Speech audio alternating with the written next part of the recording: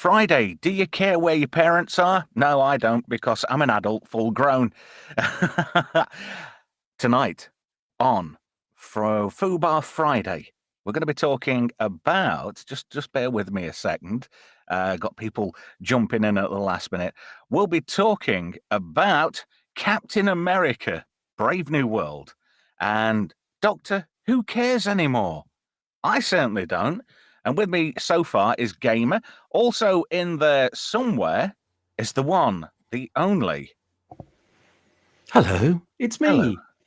I'm just wondering why names aren't popping up. Have I done something wrong here? Have I titted up? Probably. Anyway, good evening, panel. Good evening, chat. Sorry I'm late. It's half term. What is your image this evening? I don't know. I thought I'd go with a bit more of a kind of Matrixy vibe. So Yeah. I'm doing some hacking. Nice. It was the image I was going to use for the hacker stream, but we never got around to doing that. So I'm Oh, it's Monday. It's coming. Don't worry. Yeah. I'll have to make a new image now. Oh, that's all right. Hello to everybody who's in the chat as well. Let me just have a quick peruse at who's in there. Franco Walker. Hail, Franco. Hail to our not Brian. Who else is in there? Well, it's a bit sparse on the ground at the moment. You're in there, Gamer. Flab's in there as well. Hello, Flav. How are we doing tonight? Hey, we're a bit thin on the ground, but we're not going to let that stop us at all. So, yeah, got Gamer with me. Internet Help Desk.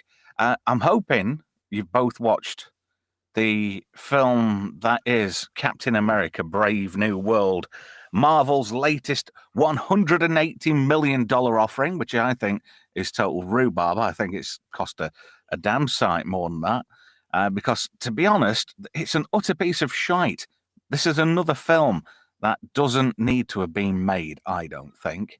It's the second most expensive Captain America movie to be made so far. And I think they've wasted every bit of money on it. Gamer, what do you think?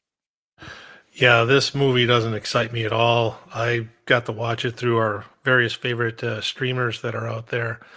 It's a year late, and the movie never really captured my attention. And going back to the whole, well, he shouldn't be Captain America, even if you were just to treat this as he's Falcon. The movie doesn't stand on its own. And I just went from what I've seen on the internet and in the trailers that were released. It seemed to me that some of the scenes were not plausible, given that Sam Wilson hasn't taken the super serum. I get that feeling.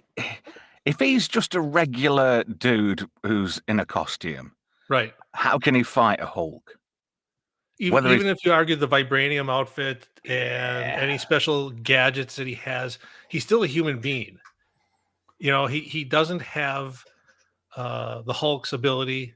No, he doesn't. To fight off stuff like that. And even he got whipped by Thanos. So let's do the equivalent. So we got Red Hulk and Sam Wilson. I'm sorry, one punch and he's dead. At least from what I've seen. Yeah, he'd be jam on the floor as soon as he got hit. Yeah, he would, wouldn't he? I mean, he'd be like a bug on a windscreen in summer. That whole idea of vibranium, though, being sort of like it can absorb energy and dissipate it in other ways, like, was it Black Panther? I totally get that, but there are limits, and it seems so pathetic. And the people that are absorbing those hits are super soldiers. Cap and the original Black Panther, they were super soldiers, so they could, plausibly take the hit, notwithstanding the absorption of the vibranium. Yeah. Sam Wilson's just a guy. I mean, specifically made a point of saying, I have never taken the super soldier serum. Right. Yeah. Well, you see, I think that is a part of the message, He doesn't need a serum to beat a Hulk because of the message. I want to say how many times. Should we do a message count? See how many times we have to use the word the message on tonight's show. We'll lose count too quickly. Yeah. Hello to a few more people in the chat. Finity Timey Wimey's in there. Scotty R37, Cartoon Man 154. Thank you for joining us. Really appreciate your company on the show tonight. I'm enjoying it so far. I've been messing about with the colour scheme. I hope it's not too epileptic for everybody. No? No, the purple and orange is fine. Yeah, I thought that Yes. would make a difference. And if people are wondering about Monday's show, it's rescheduled for this coming Monday. So as it says on screen now, spandex, it's a privilege, not a right. Hackers on Monday's Monday Night Mayhem. So you haven't missed anything there, which is good because we've got it in the bag ready to rock and roll. And I'm quite excited about it. I was really looking forward to doing Monday's stream, but a family emergency arose and family comes that's first. an enjoyable film. I think It's it's an the enjoyable fifth or film. sixth time I've seen it. And I really enjoyed watching it again. But the one thing that isn't enjoyable is Brave New World. Correct. I watched it and it just seemed to me that all the characters were flat. They weren't very emotive. When there was urgency within a scene, it didn't feel as though that was coming across at all. It just felt like, ho hum, read the line. Just read the line. You'll be fine. Don't worry about it. And when there were scenes that called for emotion and for these characters to show a bit of range, you could tell Mackie was really wanting to let go and act. And if he was just acting on basic mode, he was doing a bloody damn good job of it, to be fair. I really rated him in this, but you could tell it's almost like he got his hands tied. Well, and I like him as an actor. You want to root for him, but like you say, if it's the script, it's undoubtedly the script. And how many scripts have there been? Allegedly, 4? Hmm. Or is it 3? I think it was 4, wasn't it, eventually? And then there were rewrites during filming. And then Right. there were rewrites after filming as well. And then they went back in and did a few more bits. Hello to Minim in the chat as well, who's joined as well this evening. Just having a quick look to see if anybody else is in there. I can't see anybody as of yet. But I'll say hello to a few people and put a few messages. Hey, Wayfarer Project's in there as well. If you've seen Brave New Wayfarer. World, what are your opinions on this flick? And we'll stick your opinions up on the screen as we talk about it. I've got, I sat down to do some slides and I thought, I can't really be asked. This film doesn't warrant me sitting down and getting really good quality screen grabs. So I just did an absolute bare minimum and downloaded 4 pictures of the bits of the movie, which I'll put on the screen a little bit later on. I also did the same for Doctor Who, which we'll be talking about in the second half of Fubar Friday tonight. But, I don't know. This film just, it felt boring. It was a chore to watch, Even Well, how are the fight scenes? I mean, fight- just going off other people, but it seemed to me that some of the fight scenes were absurd too. There was 2 major fight scenes, effectively, and the one where he's up against the planes actually was quite good. It looked quite impressive. I mean, it was completely unbelievable, but it was at least competently put together. The fight against Red Hulk was not. It was, Didn't you find the fight really scenes bad. formulaic though for a Marvel movie? Oh yeah, it's. I mean, right? He has no super soldier serum. He's No. not exactly particularly strong, and yet he can launch his shield, bounce it off of 4 or 5 missiles that are coming straight at him, and then catch it again. It's like that sub fight Yeah. scene near the beginning of the film. Oh yeah. Oh, everything against him and was it Giancarlo Esposito is just you can tell that was just tacked in. That shouldn't have been Yes. in the movie. It was put in just for to get him in the movie. And that was implausible because the ending of the first fight, and you'd think, hang on a minute, he's done for. And then he comes back in the early part of the third act, and there's nothing wrong with him. It's like, huh? Did I step out for popcorn? Is that a result of the reshoots? I You think so. that there was a different He- storyline that has been cut out. In the first version, Esposito wasn't even in the movie.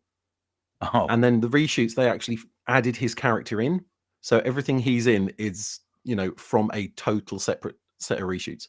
it's just Gus Fring. He's just Gus Fring in everything. Yeah. That's all he is.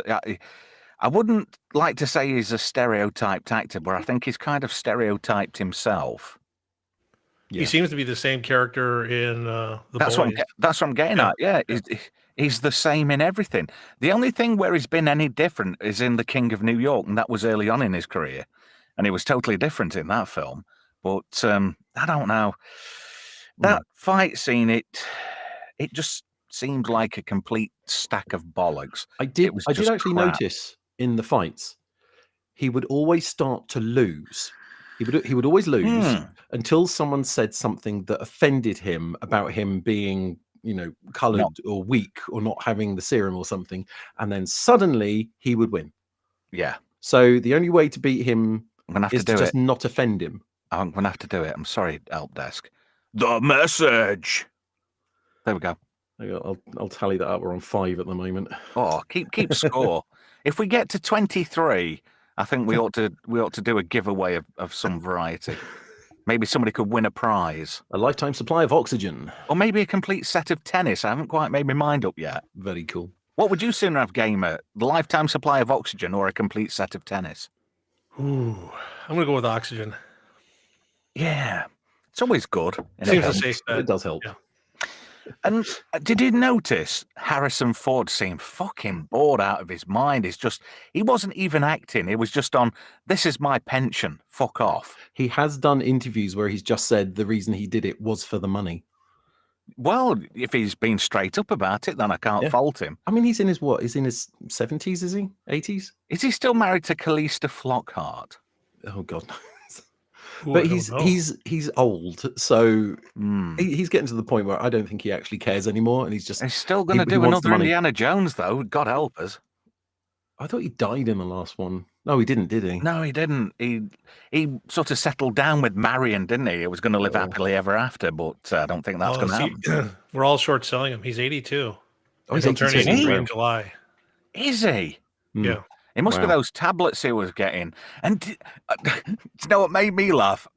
When I was watching it and this bad guy was ringing him up, and I thought, that sounds really familiar.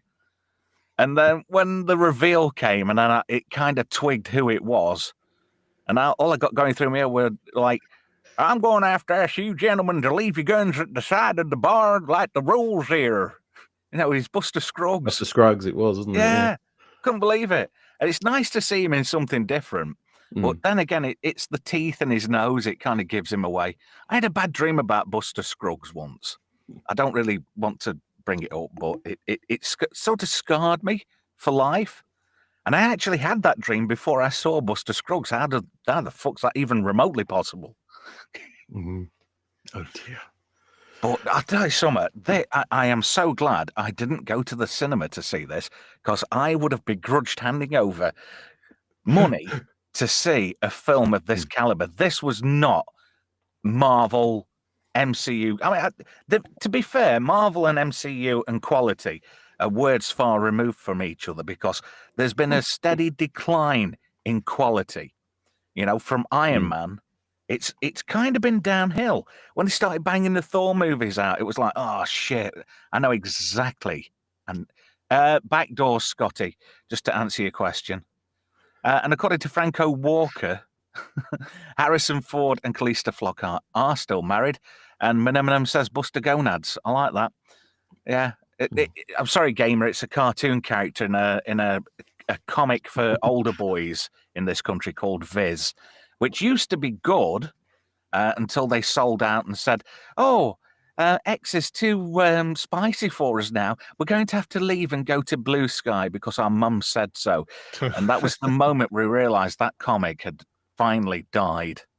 It had been sold. It had been sold off by the original owners quite some time ago. So it hadn't been quite the same. Yet again, everything's diminishing returns. As you get older in life, have you noticed how the thing that you loved in the past, it slowly degrades? Well, it didn't have to be this way. Oh, no, it didn't. Yeah. This is a willful decision. I mean, they were on top of the world and drove it right off the cliff. The message. Yeah. 6. Is that 6 now? That is 6, yeah. Yeah. Yeah, definitely. Flav says, Roger Melly, the man on the telly. I That's the love one. Roger Melly, the man on the telly. He was voiced by Peter Cook, the one and only Peter Cook. Yeah. And he used to say stuff like, "Oh, you fucker, Tom. Oh, cue camera, cue lights. 3, 2, 1. Roger. Hello, good evening, and bollocks." Yeah. I used to love Fizz. Getting back to the movie, I received a copy from someone. I did not pay for it, and I still want a refund. Gar. Yeah. Gar. It was just... Was it flotsam floating in the high seas? Which Now, reminds here's me... a question for you. Since you saw the movie, did either of you also see the Eternals? No. Because I didn't have to No. pay for that, and I wanted my 3.5 hours back after that. There one. is this a movie link. right in that There is a category? link between the Eternals and this film. Right. It's a And giant head poking Giant out head of and the hand, sea. yeah. And not just that, it's also adamantium as well. That was one of adamantium, the key elements of this film. America and Japan possibly going to war over a source of adamantium. Notice they didn't have China fighting for it, or Russia. Weird. Strange, Yeah. that. Yes. Japan of all people. Indeed. Isn't it? It's so stupid. This felt like, oh, we'll have this going off. Oh, hang on a minute. No, we better move that quick because this film won't sell in a certain area of Asia unless we change it around. So I wonder if in Japan they're up against Korea. They've changed it to North Yeah. Korea, and in China they've changed it to somewhere that, for instance, Taiwan. Or something like that. Do you know what I mean? They've doctored it to suit the audience's narratives, just to keep people, guessing and happy. They do that. Yeah, of course they do. I mean, it sounds really stupid. Inside Out is a lovely little movie, but here, or rather in America and the UK, they had the daughter not wanting to eat broccoli, but in China, broccoli is a staple part of the diet, so they changed it to red pepper. Inside Out. Inside Out. It's that Pixar movie. I got that thing. You were thinking Inner Space, weren't you? No, I wasn't. Oh, I okay. was thinking of the movie with Magnum in it and the guy from A Fish Called Wanda. Or is that In and Out? I think that's In and Out. Yeah, I can't remember. Yeah, I think it was. Just to say hello to Ashen Prism in the chat, who says sheer fucking hubris from the studios. Do you know that is a big thing? It's all these people. I think what it is, you get somebody with money, a producer type, and he goes, "My nephew's really good at writing. He won a contest in the local paper. I know he can write this new film for us. It should do swimmingly marvelous." And they haven't got a clue. They don't know the basis behind the characters, the motivations, the history of the comics or anything like that. They just go in. That's an afterthought. Yeah, they go in, they write these movies, and then they tack everything on. Oh, you missed that. That's an important part of that character. Oh, right, yeah. I'll just add that on. And yet again, it's another process whereby people go into these writers' rooms, chuck a lot of shit at a whiteboard, and whatever sticks fits. That's it. There's no real creativity. It's just a sham of ideas. None of them very coherent. And then they'll go, "Oh, well, that's not a bad idea. That's not a bad idea. But right in between, we need to stick in the message." Something in the middle. Yeah. Yeah. No, I mean, Help Desk raises a good point. When I saw the initial trailers, the first thing I said was that this had more of a Captain America Winter Soldier feel to it. But then as the trailer progressed, he mentioned a scene that rubbed me sideways as soon as I saw it. And it was the scene with him shooting the shield at the missiles. Yeah. He doesn't have the strength to do that. Maybe he hits one. He doesn't hit multiple ones, and he sure as hell doesn't catch it. It's true. Hey, remember when Cap used to do this? Well, he's Cap, so he can do the same thing. Just forget the fact he didn't take the super serum. It was scenes like that that pushed me away from wanting to go to the theater. Although it was funny enough, I would have actually gone to see it last week Friday before this stream, except there were far fewer showings of this film at the theater I go to than Deadpool. So I didn't have the opportunity to go. Well, I think your theater did the right thing there. I think they did. Definitely did. I was going to say, if you haven't seen it, do you know how it ends? How the final fight ends? I've heard, but They win. Go ahead and tell me. They win with the power of love and friendship. Oh, and Cherry Blossom. Don't forget And the Cherry Cherry Blossom Blossom. tries to talk him down, and he can't. And then suddenly he talks him down, and he does, because there's Cherry Blossom. wow. Did you think the cameo at the end was just a bit naff? The cameo at the end was CGI. She looks so low quality. It's like they just filmed her against a green screen and just kind of chucked it in. She looks ZX81. It pretty much. It's like I think she was just put on a green screen and told, now imagine someone's here and you're talking to them. Who, Liv Tyler? Liv Tyler's in, Yeah. I couldn't remember her name for a second there, but I couldn't figure out why Bucky Hey, Barnes is running for Congress. Is that even explained in the film? well, I mean, technically he's a genocidal fuckhead who was hypnotized to go against the government, so of course he could run for Congress. It's perfect. Exactly. Apparently, according to Scotty, Liv Tyler's scene, she was filmed outside, then cut and paste into a dark room. It wouldn't surprise me if that is exactly what it was. Yeah. It looks. If you watch that scene again, you can just tell it's on the wonk. It's not right. Did you notice as well the poking and prodding of President Ross? Like, and it was like you could tell he was having they kind of gave the game away what was going to happen.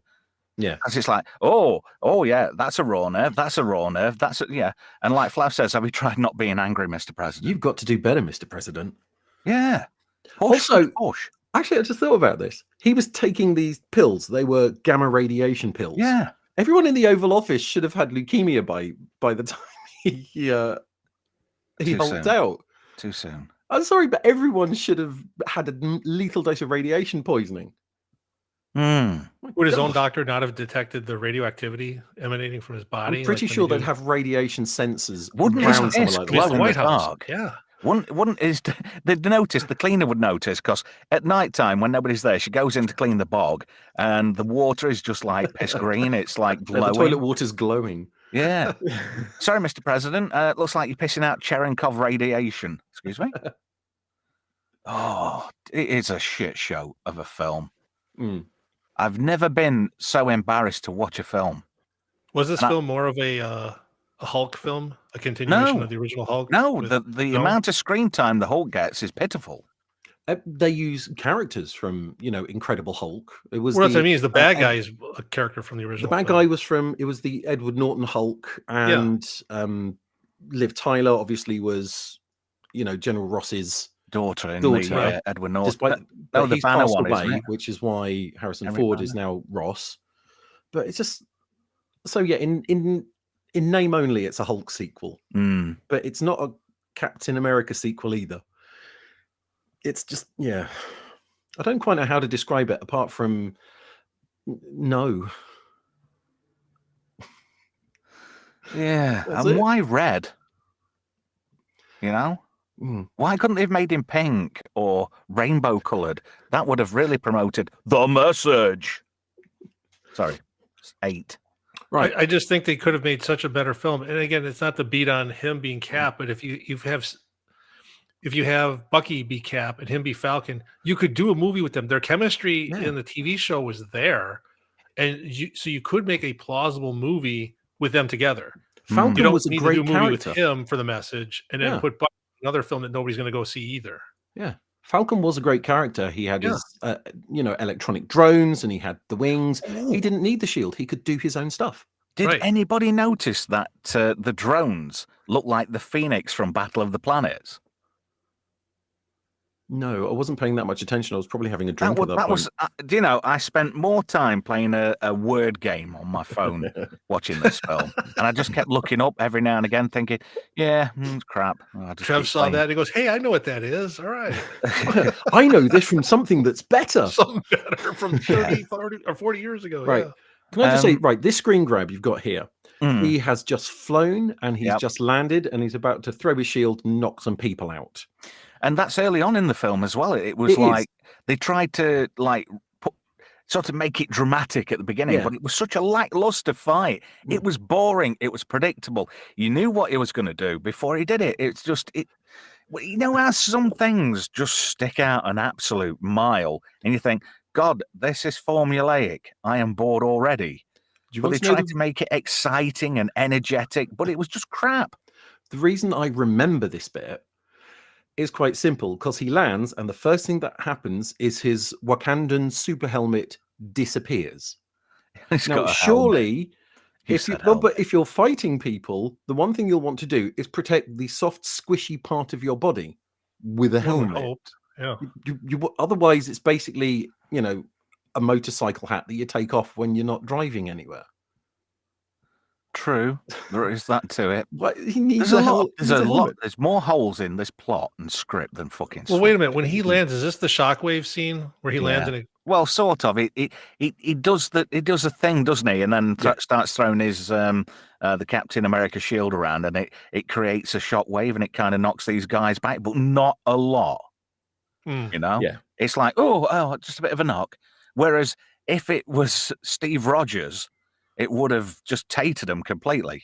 Yeah. Scotty has an interesting take. It's better than the Marvels. Anything, do you know? Anything's better than the Marvels. Marmite's better than the Marvels. Yeah. Even Marvel is better than Marvels, and Marvel was a really bad instant milk back in the day. Finity Timey Wimey, hello Pete, says he has a super helmet. I like that. Hey, Andy Broadbent's in the building as well. Hello, sir. How are you? Looking forward to you joining in tonight. Evening, everyone. I'm catching up. Yeah, good man. He's a good lad, is Andy. I like him. Got a lot of time for him. So Scotty's got one here. Love and Thunder is worse than the Marvels. That is debatable. Wow. I mean, I it's saw not- Love and Thunder and hated every minute of it. That's a tough call. I They're never both saw bad. Eternals, but Eternals I thought was, from all the reviews I saw, I'm glad I didn't watch it. No. The Marvels I did watch, and I really wish I hadn't. To put them on par with this, I will say that this is slightly better than the Marvels, but only because it held my interest in with explodey scenes. Exploded things, is that the technical term for it? Well, there was stuff on screen that entertained me. In the Marvels, there really wasn't. The Marvels was just, it was like Prozac's Prozac. Pretty much it. It was, wasn't it? It was like Yeah. Marvel movies for the over 60s. Are you finding that you find exciting films too exciting in your golden years? Well, the MCU's got you back, bitches. We've made the Eternals just for you. You watch this film and you won't be having your nappy changed, will you?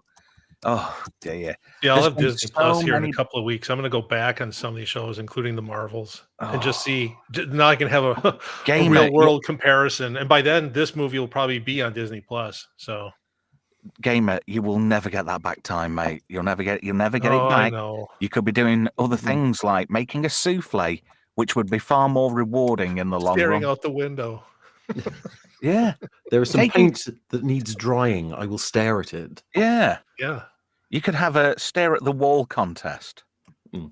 I think. Yeah, it does sound better. Now then. Scotty's here.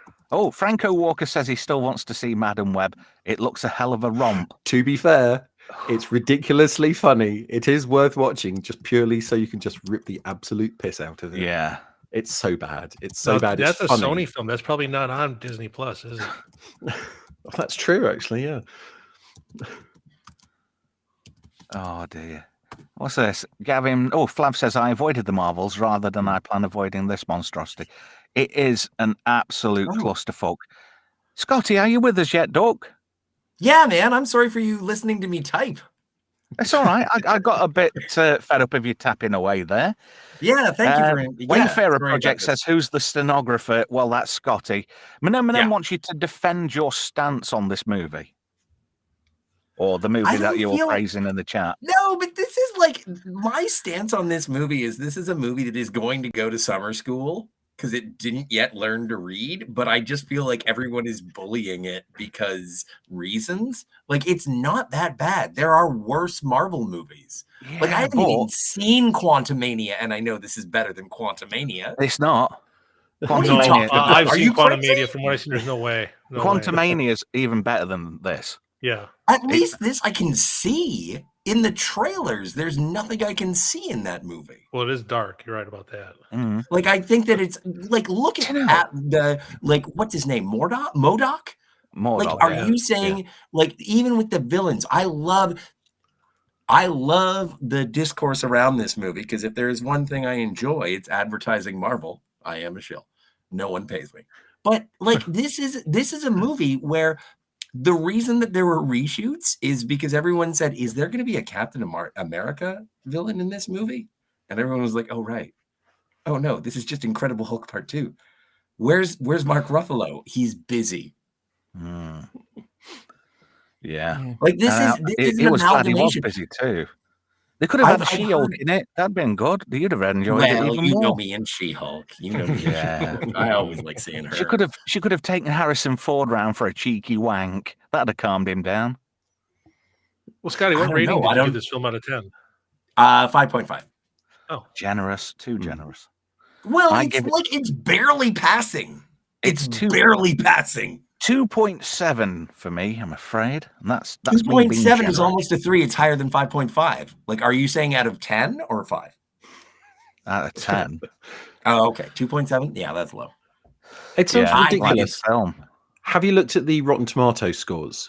Which I ones? did. Right. Now, Rotten Tomatoes is obviously not a very good place to look at stuff because it's always sort of like Well, it's industry backed. the home of the shills, isn't it? Let's face Exactly. But if a website like that even says it's mediocre, you know something has gone really wrong. Yeah, I think it came Yeah. out at what, 54 or I think 58, it was whatever the number was. Yeah, it's it's around fluctuated that. around 50 for sort of like since it. it's Oh, it's come come out. down then. Is it better than Howard the Duck? No. Oh, Howard the Duck wow. is pretty Dude, bad. I love your conviction. Well, Howard the Duck's got tiny condoms that would actually fit me, so I'm quite jealous. Yes, it's got interspecial porn. Sorry I wonder about if the word. he actually ducked Lee Thompson. All right, so now we're into it. Okay, whatever. I'd love to duck Lee Thompson. I don't think I gorgeous. can pursue this. I get kicked off this stuff. Oh yeah, I forgot. Yeah, but there's rules and regulations on here. Chat, In you're very quiet, and it's not like you. So I want you to get into it. If you've seen this film, let me know what you think, and you can join in the conversation. A couple of things in there. Let's see. Oh, Professor R2. Ashen got a rating Prism on there. says 5.5 is a bad score. It definitely I think is. so too. Franco Walker says as high as 5.5. All right, everybody fight. Professor R2's with us as well. Hello there, sir. 3.5 out of 10. Irredeemably dull, with plot holes big enough to shove a Hulk through, even a red Hulk at that. Or and Celestial. Just going on to Howard the Duck, and did he quack or did he duck Lee Thompson? I love this comment. This is brilliant. Flav says he'd have been quack as not. Dig it. See? He's here Flav all week, gets it. folks. He's Flav here all gets it. week. I'm just looking at Rotten Tomatoes. It's 49% now for critics, 80% on viewership, but 49%. Yeah. But Well, what about like, that's- verified? Yeah. Don't Check the yeah, verified yeah. users. Just a 80 quickie. Finity Oh, sorry. timey-wimey. Did you go off to roll a cigarette or make a cup of tea? Because he's got no idea what we're talking about. Well, we're sort of talking about what's allegedly a Marvel film, but I don't think there's much in it, to be fair. And I'm Well- pressing buttons left, right, and centre and pressing them badly. But we Didgeridoo. will carry on regardless. So if you could get your money back from seeing this film, would you? I would. I And saw pay it to for see free in the theater. Jammy bugger. How did you manage that? Did you pay somebody to leave a door open a crack and slip in through the fire exit? Yes. I Nice. slipped someone a Mickey. No, I got a gift certificate. That's your usual for chatter the line. holidays. No, but that's the thing. I never slip anybody get Mickey's because I'm just like, ooh, this will be fun. And then I wake up in a strange bus station. I had it done to me once, and it wasn't pleasant No. because I ended up passing out, but being conscious with my head against a toilet wall in a Ugh. pub, I which was tremendous apologize. fun. on Oh, it was you, several was it? occasions. Spiky Yes. McGuinness. No, what it was, my wife had a friend who kind of looked like Heidi the Swiss milkmaid, but like a goth version. and we were in this goth pub, and she was sneaking drinks out of my Guinness. So I nipped off for a slash, came back, and obviously somebody's thought, oh, that pretty blonde thing there, oh, I'll just drop something in her Guinness. But no, it was my Guinness. It wasn't even a good drug either. It must have been GB, but it wasn't particularly pleasant. But I suppose, silver linings, it was free. The cracked skull was free as well. And then they dragged you to see Captain America Brave New World. Oh, what's this here? Hello, Jill. Yeah. Our friend Jill is in the chat. She says, haha, Scott, you don't know what to do now you've found people who lean into your dirty jokes. We know what you're on with. We know. Yes. And what's this then? Finity says, is it based on a Soviet-era novel by Stanislaw Lem? What, Howard the Duck? I don't think so. The Man from Mars? The answer is yes. Possibly. Anyway. I think he's talking about Solaris. Franco says, Jill, I'm worse than you, Scotty. I'll give you a run for your money. I'll give you a run for your money. The message. I'll mark that down. That's 2. Okay. How are we doing on messages? Because I'm at 9 now. We're on 9 at the moment, yeah. Yeah. I've got to do it like Drinker though. The message. 10. Sorry. Well, but I do do you think there was a little blowback for Falcon and the Winter Snowman when they were talking about you do better, Senator? And it's like, is this, and there was some racial commentary in that show. Do you think that this movie contained the message? Because I don't. I'd think there were subtle attempts to do so, but it didn't. There was no payoff. It was just a case of, Captain America is black now. Let's just keep making a point that he doesn't need a serum to make him big and bad, because he's probably got a fucking gun shoved down the crack of his arse, and he'll pop a cap in your ass. They mentioned the fact that he wasn't Steve Rogers. Yeah. More than once. They're sort of like, you are not. Yeah. But I think that was more about making it so that, for the people who hadn't seen Falcon and the Winter Snowman, they were like, okay, so this is Captain America now. And it was it's the same thing that I saw when I watched the Marvels. It was like, okay, for everyone who hadn't seen WandaVision or Miss Marvel, we got to get them up to speed. At least Captain Marvel was a movie. But when it comes to this, as far as your movie-going audience who doesn't give a rat's ass about Marvel, if they want to go see a Captain America movie, it's like, well, the last time I saw Sam Wilson, he was handed the shield by Steve Rogers. So what has happened? And I think that if the last thing you saw was Steve handing him the shield, this ain't that bad.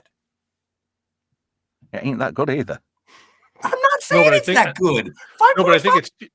I agree worse. with you, but then they wouldn't need to keep berating the point that you're not Steve Rogers and I didn't take the super serum.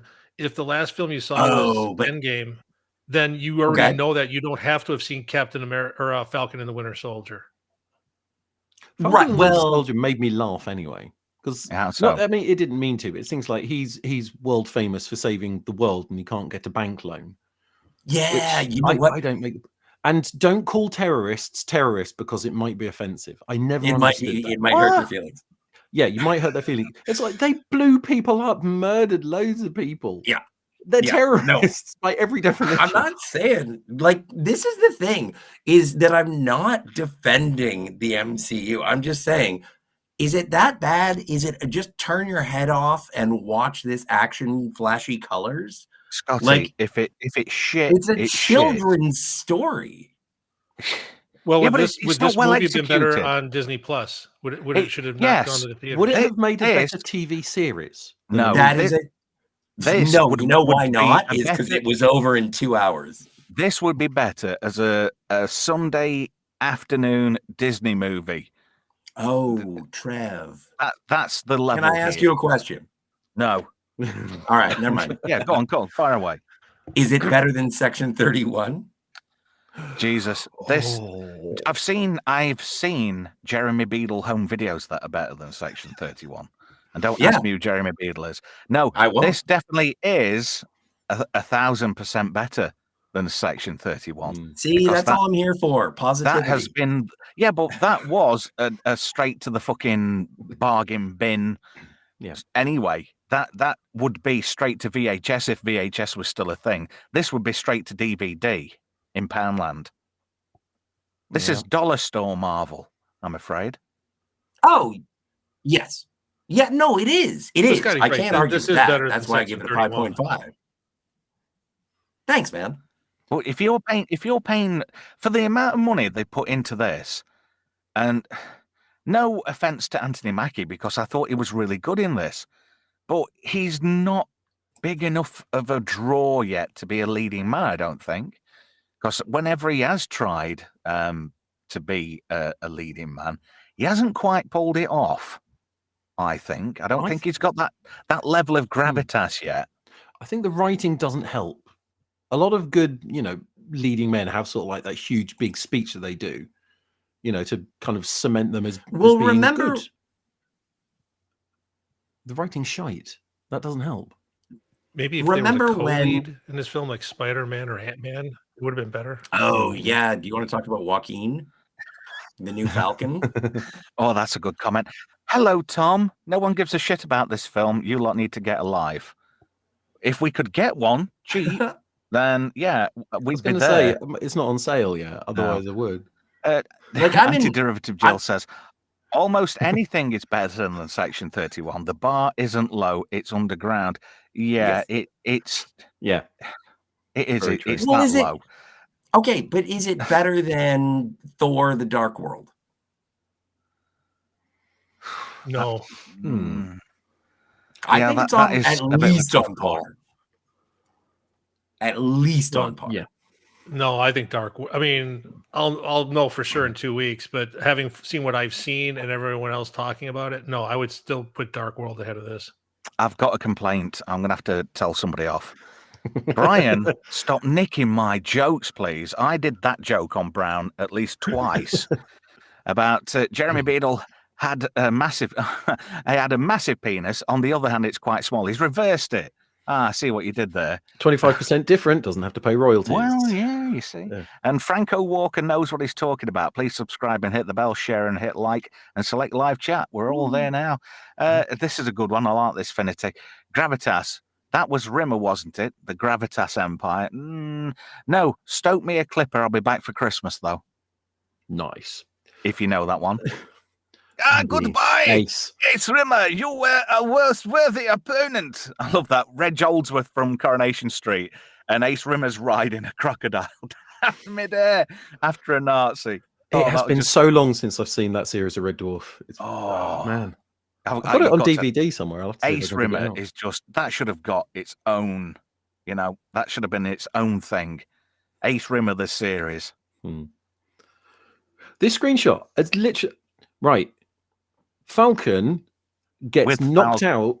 Mexican Falcon, not America Falcon. Hey, I'm going to fly over the border and pick up some good weed, bro. He gets intentionally knocked out near the end. So it's just Anthony Mackie in the final section. Yeah, funny that. Yeah. I noticed that. Yeah. Well, and I have an explanation for that, storytelling wise. Bad writing?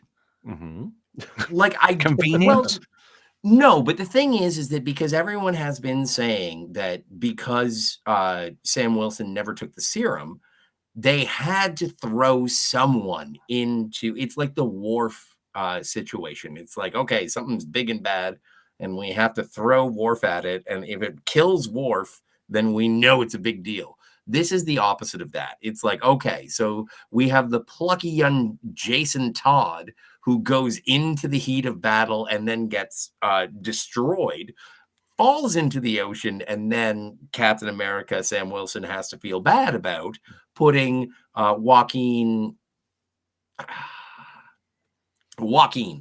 Falcon into, I don't know his last name. I'm sorry. That's all I right. I want to say Nobody else does Torres, but I either. think that's the actor's name, and it might be Hmm. Mendez, but also I could be thinking about the director of Skyfall.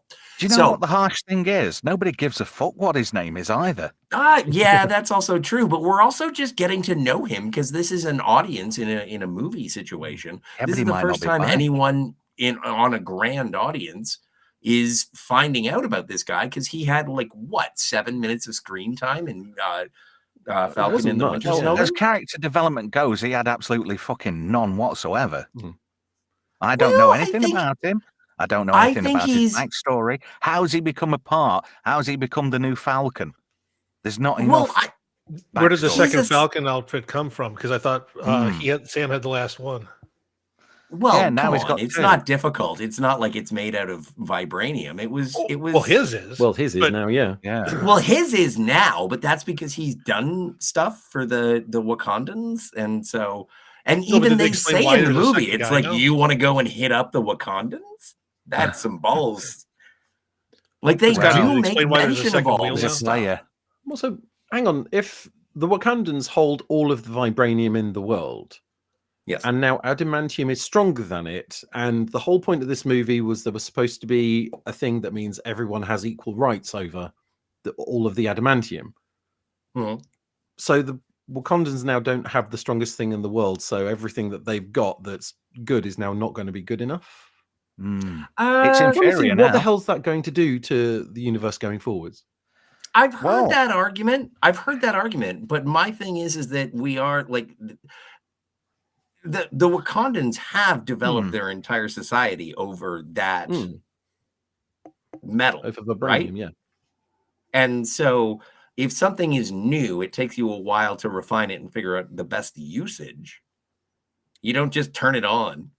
Like there is a research development trying to figure out what works best. I don't know if it conducts energy. I've never seen no. Have you ever seen a Wolverine comic where he gets electrocuted because he stabs something with his claws and all of a sudden it's super conductive to electricity?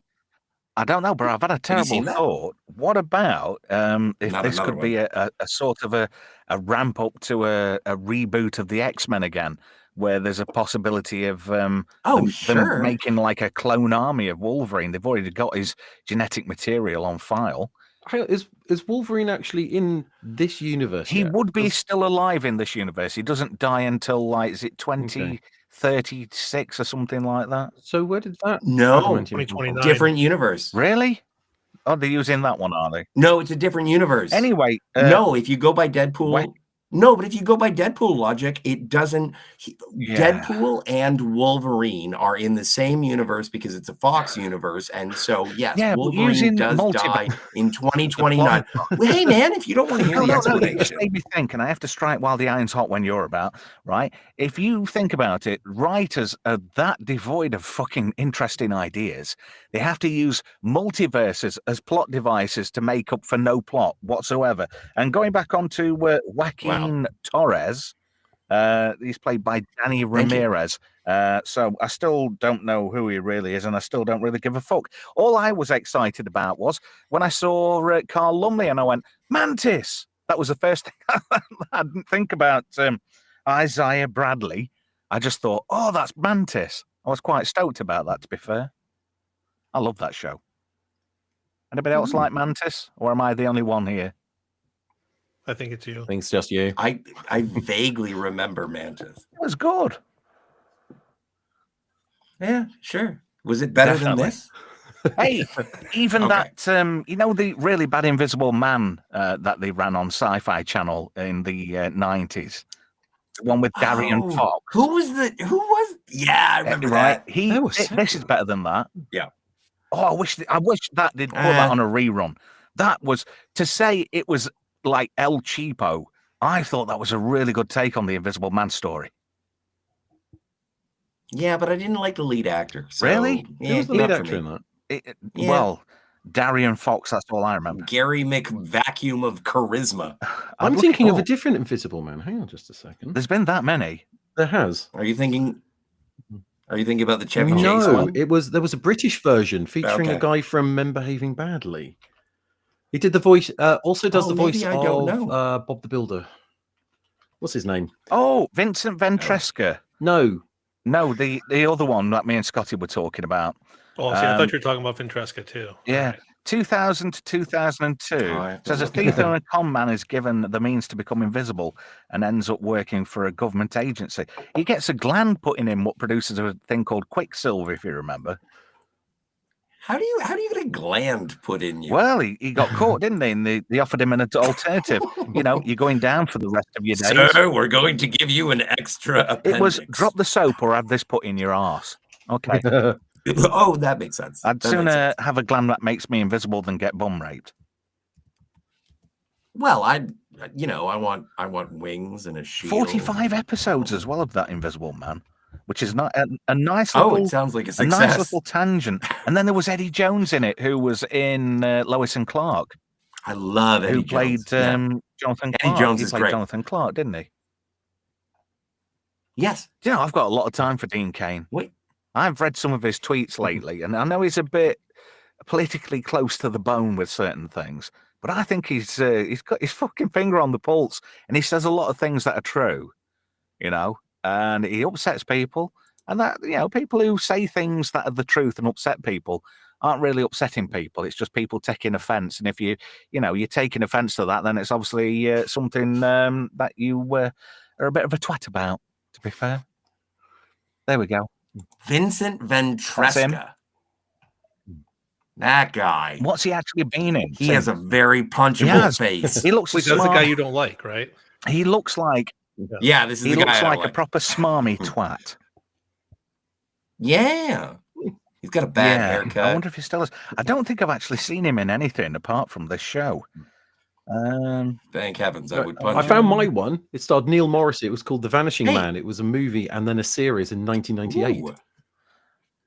You know I'll look something? this He's up. been in a shitload of things, this Vincent Ventresca, but I wouldn't actually be able to point him out in Well, I'm anything. He's very, Very happy he's getting paid. Oh, when it comes to Invisible Man, still my top of the stack favorite is David McCallum. He was The he was classic best. 1970s one. Yeah, I love that. Yeah. Oh, I didn't know David Oh, God, McCallum yeah. did it. Invisible It was Man. it was some Huh. it was some really early sort of like green screen work where he Fuck so off. he not It's all right. okay, not I'm early. just telling Eminem to Why are you I'm just telling angry? Eminem to fuck off. No, I don't like Katie Hopkins. She's one does. ugly motherfucker. Oh, you feel the same way about Katie Hopkins that I do about that, when the internet discovered boobs for the first time. What's her name? She was in Madam Web. Sydney Sweeney. Sydney Sweeney. It was just like, oh, she's the most Oh. beautiful girl in the world. And I was like, she looks like she drank paint. I think Swappers wants to give her a wet fanny, but I can't swear to that. Good. Thank think- God someone else is ahead of me in I've never line. heard She that is an before. Looks like she actress. drank paint. What's that, gamer? What's up? No, Scotty, that's just the classic line. And I apologize to everyone in the audience who enjoys her, Never artistic apologize. stylings. I think Never the thing is apologize. No, I for don't it. mean it. she's I don't she's mean an it. actress who's willing to flaunt the fact that she looks good, and that is so rare that it So is doesn't matter- Nicole Aniston. Who? I don't know who that is. You don't worry. Google it. You'll find out. You'll be a man someday. Is she in a We- porn? I was going to say because She know Sasha Grey Bonnie Blue? settled down to be quite a nice streamer now. So What are you Anyway, saying, Ian? What's um, Nicole Aniston? Oh, no. She's an adult entertainer. mhm. Oh, I'm looking it up, you see. Oh, good. I can't wait until the virus crashes the stream. Do you want something really stupid? Oh, you are God. less likely to get a computer virus from adult stuff than you are from a religious website, because people instinctively trust religious websites. So look up Nicole Aniston as a nun. Oh, well, I would definitely tap that. But, I don't think I'd do her any good with what I've got. Yeah, don't subscribe to the OnlyFans. It's a ripoff. You can't fill a hole in the wall with a drawing pin, can you? Okay, easy there, Simon. Here's a good one for you. Flav says you don't look at the mantelpiece when you're poking the fire, Scotty. And this one, I don't know what It this says means. Dakota When Johnson did this is all on. become so Dickensian?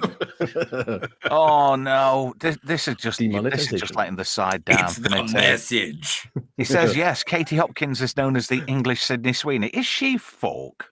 Load of bollocks. Wow. I'm gonna Oh, have to we're see her. deviating from the I message. think it's. I like saying that. Let's just have a quick pause for station identification. If anybody wants to have a go at their best drinker, the message line, you go for it if you wish. I don't Okay. have an echo plugged in. You don't Otherwise, need I'd it. give You it a don't try. need an echo. Just go the message. That's it. Just do that. You don't need sound effects. It's not Britain's Got No. Talent because we can go. I don't like doing you need a impressions of Scottish people accent, because though. someone always gets offended. Oh, fuck them. If people, right, people don't come here to not be offended. That's true. You know, people, we do exactly what it says on the tin, and it says not for kids. So, you know, if people can't take the hint and they come here and go, oh, well, you said a rude thing. Oh, well, I'm offended. Well, that's on you. Tough shit. The other channels are available. There's millions on here. I'm just a minnow in a sea of talent. As I said that to somebody today. I can't remember who I said it to. Might have been Andy Broadbent. Sydney Sweeney is two tits on legs, nothing more, says Hooded Man. That's what I mean. She's willing to show the fact that she's got boobs, whereas And the good for majority of her. actresses don't. Well, why Yes. can't people, you know, if you've got it, flaunt it? Yeah. A lot of other people have done Haley far worse. Atwell. Just look at will summon what's his Melvin. name? Oh, what's that tranny's name with the beer? Oh God, I can't remember his name now. Dylan the one who did- Mulvaney, the that one who- Bud Dylan Light Mulvaney. motherfucker. He's stopped being a girl now. He's spent a year as a girl and he's had enough now. I don't Dylan know. Mulvaney, is that what you said, Scotty? Yeah, I was talking about the Bud Light person. Yeah, Yeah. well, that's what I'm talking about.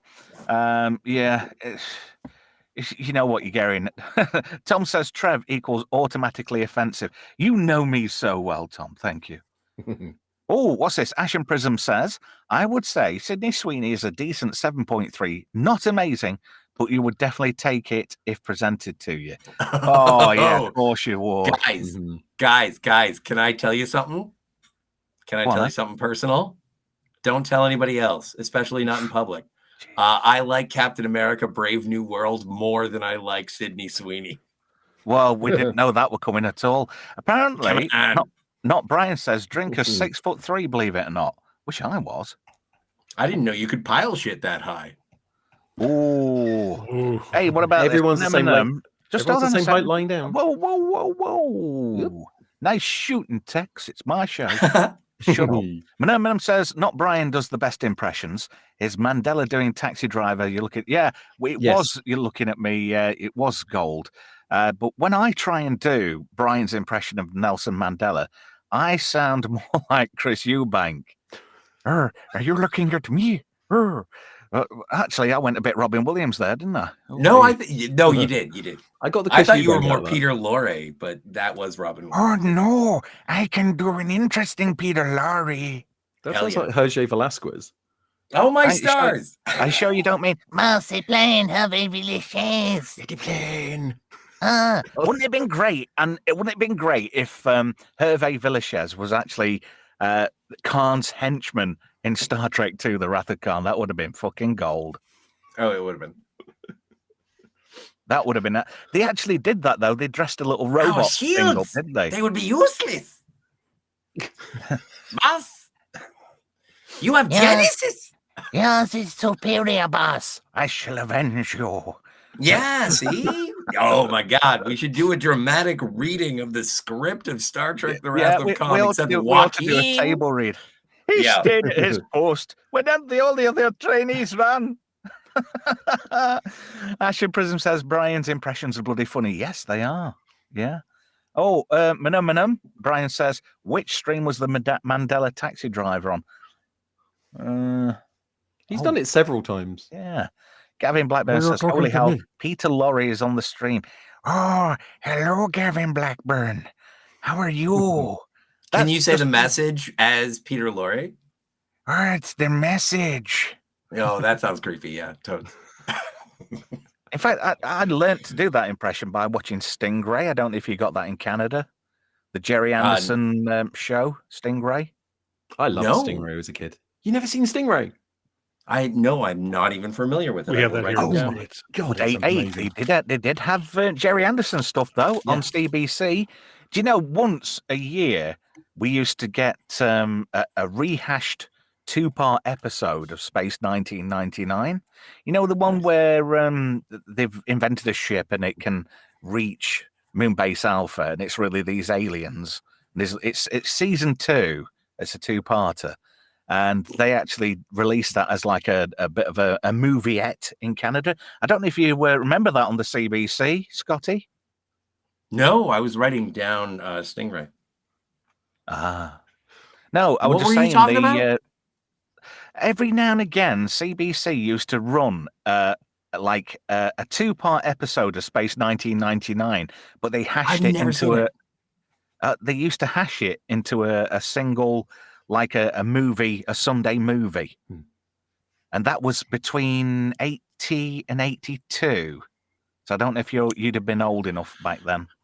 No, it's kind of like no. I was at that time I was growing up in front of a television watching Star Trek, and it's kind of like when people ask me about X-Files or Stargate, and it's just like, I was busy watching Next Generation and Deep Space Nine. Like I was singularly focused on the Star Trek.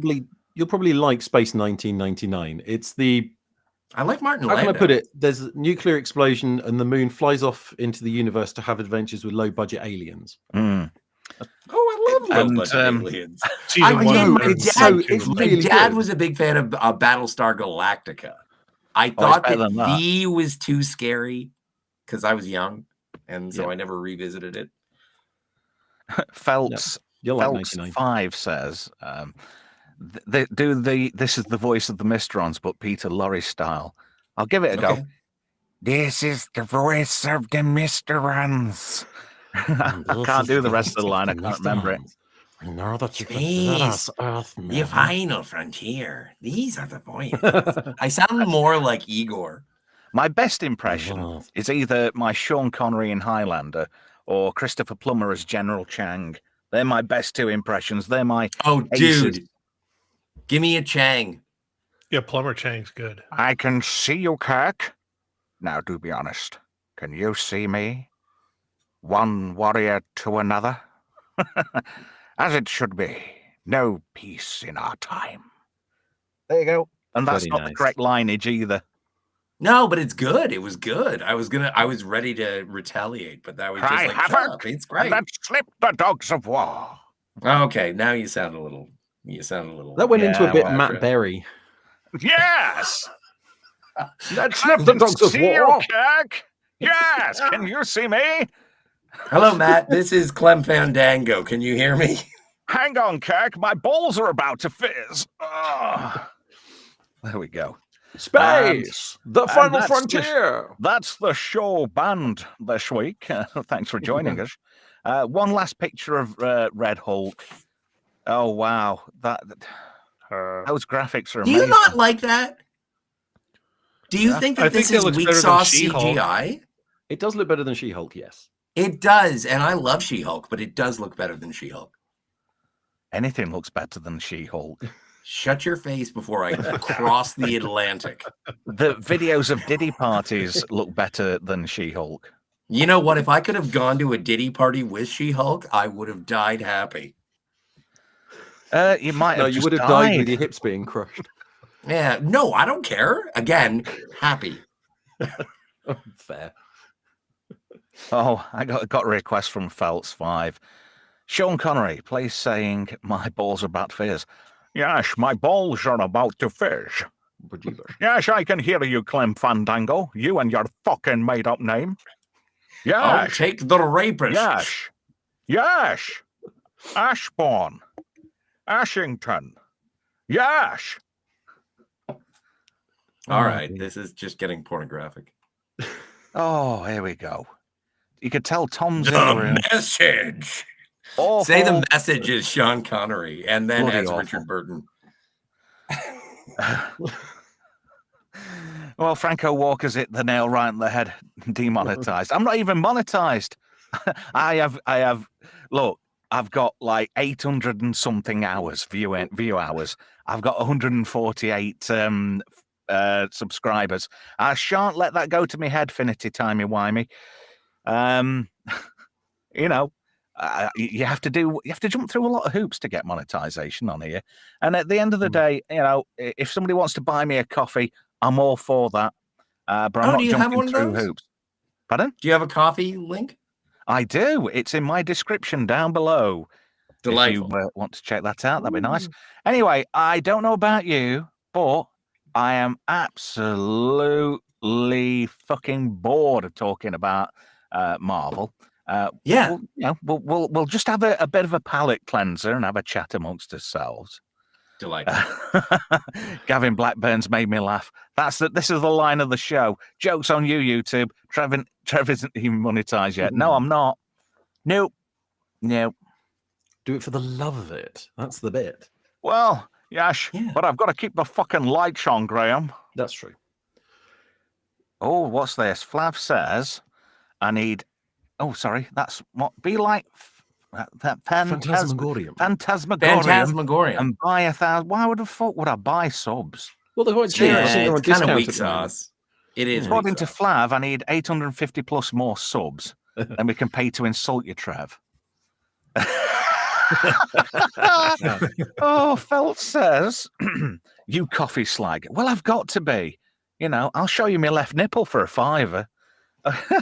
Brian says, oh, that reminds me. Buy me a She-Hulk. Hot Toys has a She-Hulk, and I want for one. fuck's sake. Buy it for me. Look, Scotty, right? Give it 6 more months, and that Tatiana will be that hard up for fucking cash. She'll come and be your lap dancer for life. Are you saying I can pay $400 to get a slow dance with Tatiana Maslany? You could probably pay $4 and get it in 6 months' time. I think that's a little cheap. Shut up! I'm trying to fucking make some money here, you twat. All right, go for it. Not Brian. Sorry, Scotty. Honestly, not Brian says buy Trevor pot noodle. Stuck the link on there. Thank you. I appreciate that. Oh dear. Franco Walker. Oh crikey, this is a gold. Fuck Marvel. I hate fake milk. Yes, we already mentioned that earlier. Milk. Yeah. No wonder my bones are so brittle. Powdered milk back in the day. Oh dear. Who likes it milky? Anybody? No. I don't know. I like it with chocolate. How do you like? I think it cleanses the palate. Scotty, do you like your coffee like your men, black and bitter? Speaking of which, black and bitter. Hey, that was a nice segue. Nice segue. Oh, look, it's Scooty Booty. Is it Scooty Gatwa? Is that how you pronounce it? Shooty Gatwa. Why give somebody a fucking name you can't pronounce? Well, if I remember rightly, in American dialect, there are 3 clicking noises. So you have one at the back of the throat, one at the front of the throat, and then one on the teeth. So it's all like, so his name is actually Booty. Is that spit or swallow? Well, it's not gargle, because that's just showing off. Unless you're Russell T Davis and you bite off and chew. You can't do that. I saw a cannibal video the other day. Hey, do you know what the definition of trust is, Scotty? Yes, if there are no follow-up statements. Well, there is a follow-up statement. All right, go ahead. It's actually getting a blowjob from a cannibal. That's the definition of trust. Yeah, it depends on how good looking she is. Anyway, Scooty. Oh, I can't. I'm just saying Scooty. It's Shooty, isn't it? Scooty, as in Scooty Booty, because I know, but he wipes his arse across the floor on a rug like a dog does because he's a bit upset and he's crying, tears before bedtime because he's been given his P45. I can't remember what's that bit of paper you get in Canada when you get fired, Scotty? What's that called? Pink slip? I thought that was for cars. Maybe, I don't know. I've been fired a lot, but I've been done, face to face. No one sends me a note. They just tell me to anyway, in the UK, when you get the sack or fired from your job, your employer is duty bound by law to give you a piece of paper called a P45. And that's what Scooty's got because he's making out that he's quit. He's walked away from the role because he's in that much demand by Hollywood. He's had to up stakes and he's going to America with his team, which I think is total bollocks. I think Davis and Scooty have both been fired because the lowest ratings of Doctor Who in 62 fucking years. This show has been on the air longer than I've been alive. And Russell T Davies and Scooty, and Chibnall as well, Yep. and to a certain degree Moffat, I think, have all been instrumental in the downfall of Doctor Who. Now it's reached an apex. Scooty has he said, if you don't like it, fuck off. And we all did. Everybody's gone to touch grass. Yeah. Now this Yep. guy needs to go and touch some fucking grass, because if it had kept his mouth shut and just been fucking humble and been happy at playing Doctor Who, right, even though Russell T Davies made a point of gaying him up to the max, which, you know, I don't mind if Doctor Who's gay, but Doctor Who is a family show. It's I kids are going to be do. in the room, right? And the I last do thing, mind. just one second, right? I'll let you have your say in just a moment. But me as a parent, when my 10-year-old kid's saying, "Dad, why is Doctor Who tonguing that other dude? Why is he giving that Dalek a rim job?" I've got to explain to a 10-year-old what that is. A 10-year-old kids, anybody, like, I mean, fair enough, teenagers know the score, right? But it's for the younger kids, stuff like that has to be over their heads. Doctor Who has never been about shoving something in your face. Oh, well, you've got to do it. You've got to make it politically stand out. I shouldn't have to explain to a 10-year-old why that dude is dressed up badly as a woman. You know, shit like that. I don't Well, need that. I want 3/4 of an hour to an hour of entertainment. It's a family show about science fiction, about Exactly. a time traveler, what's going from one situation to the next one, solving everybody's problems, doing it in a good way without being a dick about things. But no, now we've got Scooty who has to suck everybody off on every stop. I don't. But here's the thing that really bothers me about it, and it started with Jodie Whittaker, is that when Jodie became the Doctor, I was like, oh, she's going to be like a coy, sly, sarcastic honeypot who is always going to say no. And the thing is as it has been with all of the Doctors, you're going to be attracted to the Doctor. And then Jodie showed up, and I was like, I am not in any way remotely attracted to you. And then when Shooty here, and I hate you calling him Scooty because it sounds like Scotty, and fuck that noise, Solid I'm not Bob. that cultured. I can't say. That's fine. That's fine. I understand. You're from the old world. Well, And so, like, Shooty Shooty here is sitting there, and he's like, and he's being like overtly gay. And it's like, you know what? The thing is that if we have an overtly gay Doctor, the thing is that what he does is tell every gay person, I am above you sexually. I have no interest. I'm just wearing these clothes because I like dancing. And that is what Doctor Who has always done, has been like, I like this style. I'm going to do it. And if you want to fuck me, get in line. I have a wife. Her name was River Song. And that should have gone for the Jodie. And it certainly should have gone for this Axel Foley impersonator. And that's my 2 cents. Hey, this is interesting. Just a quick point here. Flav says to not Brian, I'm ashamed to say she attended my high school. Hey up is a Yorkshire lad. There is inherently nothing wrong with Jodie Whittaker. She herself, as actress, not bad. She's done other stuff. I mean, what was that one she did? She actually did a show with David Tennant, a drama. Bridgerton? No. It's the one on the sea. It was the one on the seafront, not Blackpool. That was Matt Smith. Can't remember. Anyway, but she was in it. Broadchurch. That's it. Yeah. And she was good. She was quite good. And is there any warp drive in it, or phases, or? No, it was it's just child murder. It was murder, basically. No, was that on terrestrial TV here? Yeah. I don't watch terrestrial TV. I don't watch any live TV. Okay. But she was good. So as an actress, she was good. If you watch her Regeneration episode, she starts to settle down. I can see what you mean about her being sort of like this high kind of coy, sarcastic. She started off with this whole idea of being sort of like a tinkerer, you know, with the whole Sheffield idea, the sort of like the molten metal, making things with our hands. And you think if they'd stuck with that, actually made her sort of like someone who could botch things together from just leftover stuff, Yeah. she'd actually have a character that you could build on. Instead, they turned her into, I don't know what the fuck they turned her Yaz's into, but it wasn't the babysitter. Doctor. Pretty much. Daycare. Well, Yaz wanted to sleep with her, so it's a very weird sort of babysitter. I got Well, about yeah. 4 episodes in with Jodie Whittaker, and I just could not. She over-egged the Yorkshire accent. And fair enough, You're they further did than some me. scenes not too far away from me, because Mm. I live quite close to Sheffield.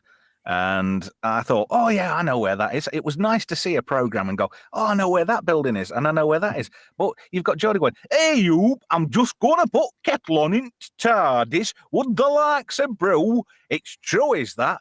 She over-egged the Yorkshire, I thought. And she never shut her mouth. I mean, literally, when True. she wasn't talking, it was just hanging open all the time. It's all like, who gave her that direction? Plus, the assistants were shit. Well, probably Chris Chimble gave her the leeway The to direction, go. yeah, Chin that's true. balls. Chin balls. And Chin balls? no, I haven't. But respecting people for who they are as an actress, she's not bad. As the Doctor, she was shit.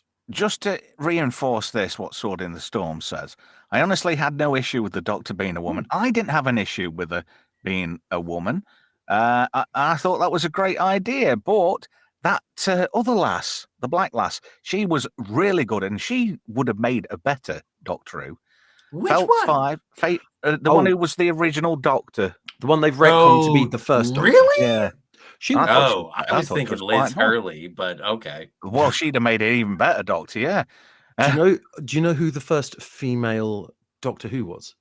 Joanna Lumley. It was Joanna Lumley. True. Yeah. I remember Don't that now. talk to me like I'm some kind of Aha. fucking casual. I'm just wondering if anyone in the chat actually knew that. Oh, I'm sorry. I jumped all over the answer. No, you're like fine. I was on It's all right. Jeopardy.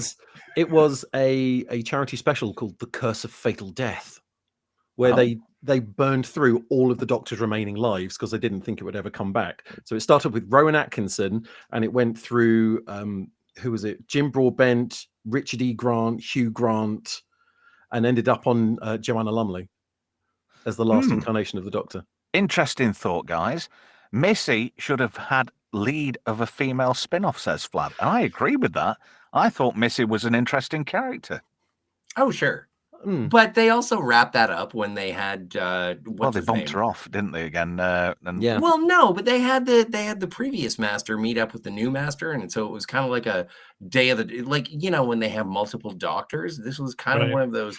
It was Yeah. epic. It was a thing where you had multiple masters, and I really liked that. Even though it was Excuse me, what did you just say, Scotty? multiple masters? I thought you said multiple bastards. Never mind.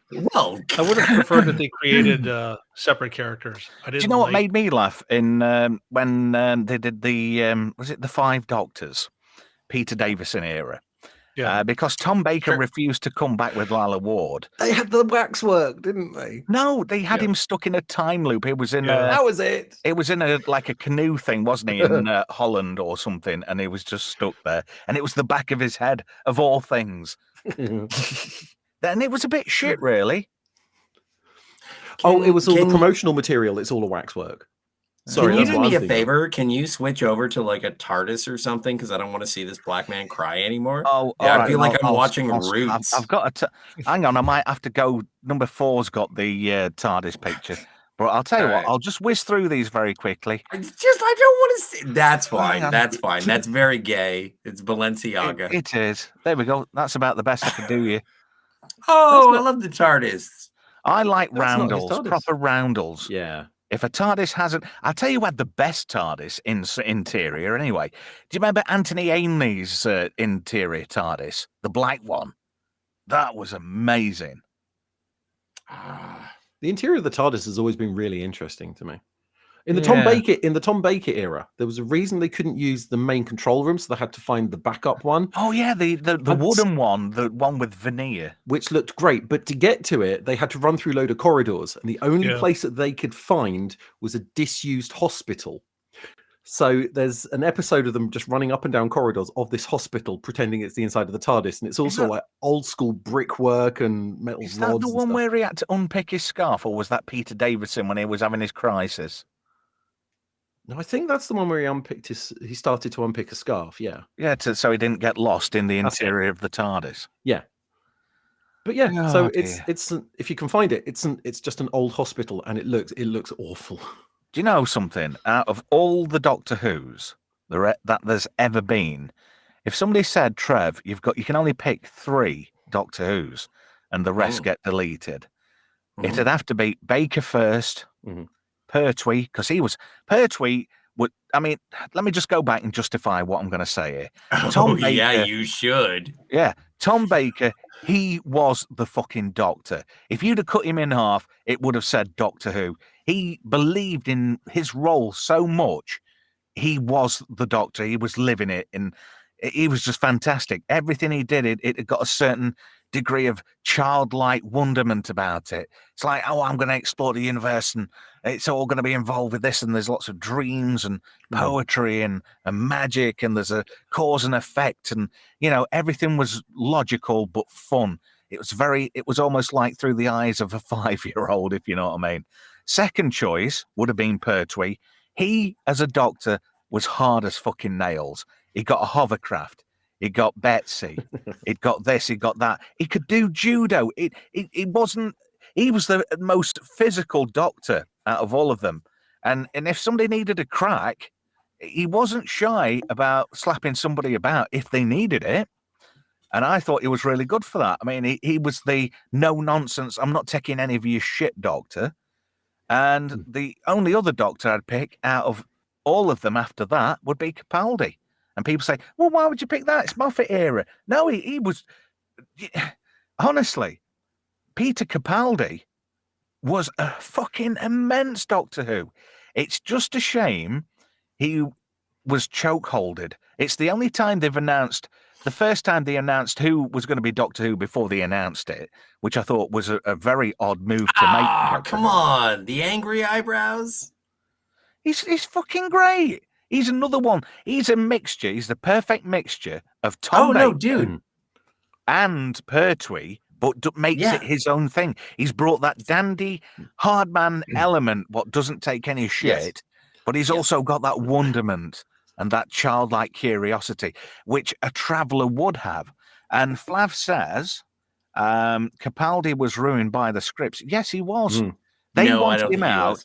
He had a couple of really good scripts. Just hold on a second. There was a change at the BBC, and somebody there said, wouldn't it be a good idea if we had a girl as Doctor Who? And they all went, oh yes, marvellous idea. We'll write scripts that choke Peter Capaldi's acting ability, and they'll probably get the hint and then throw in the towel. What are you talking about? If you want somebody out of a job, you make life hard for them, don't you?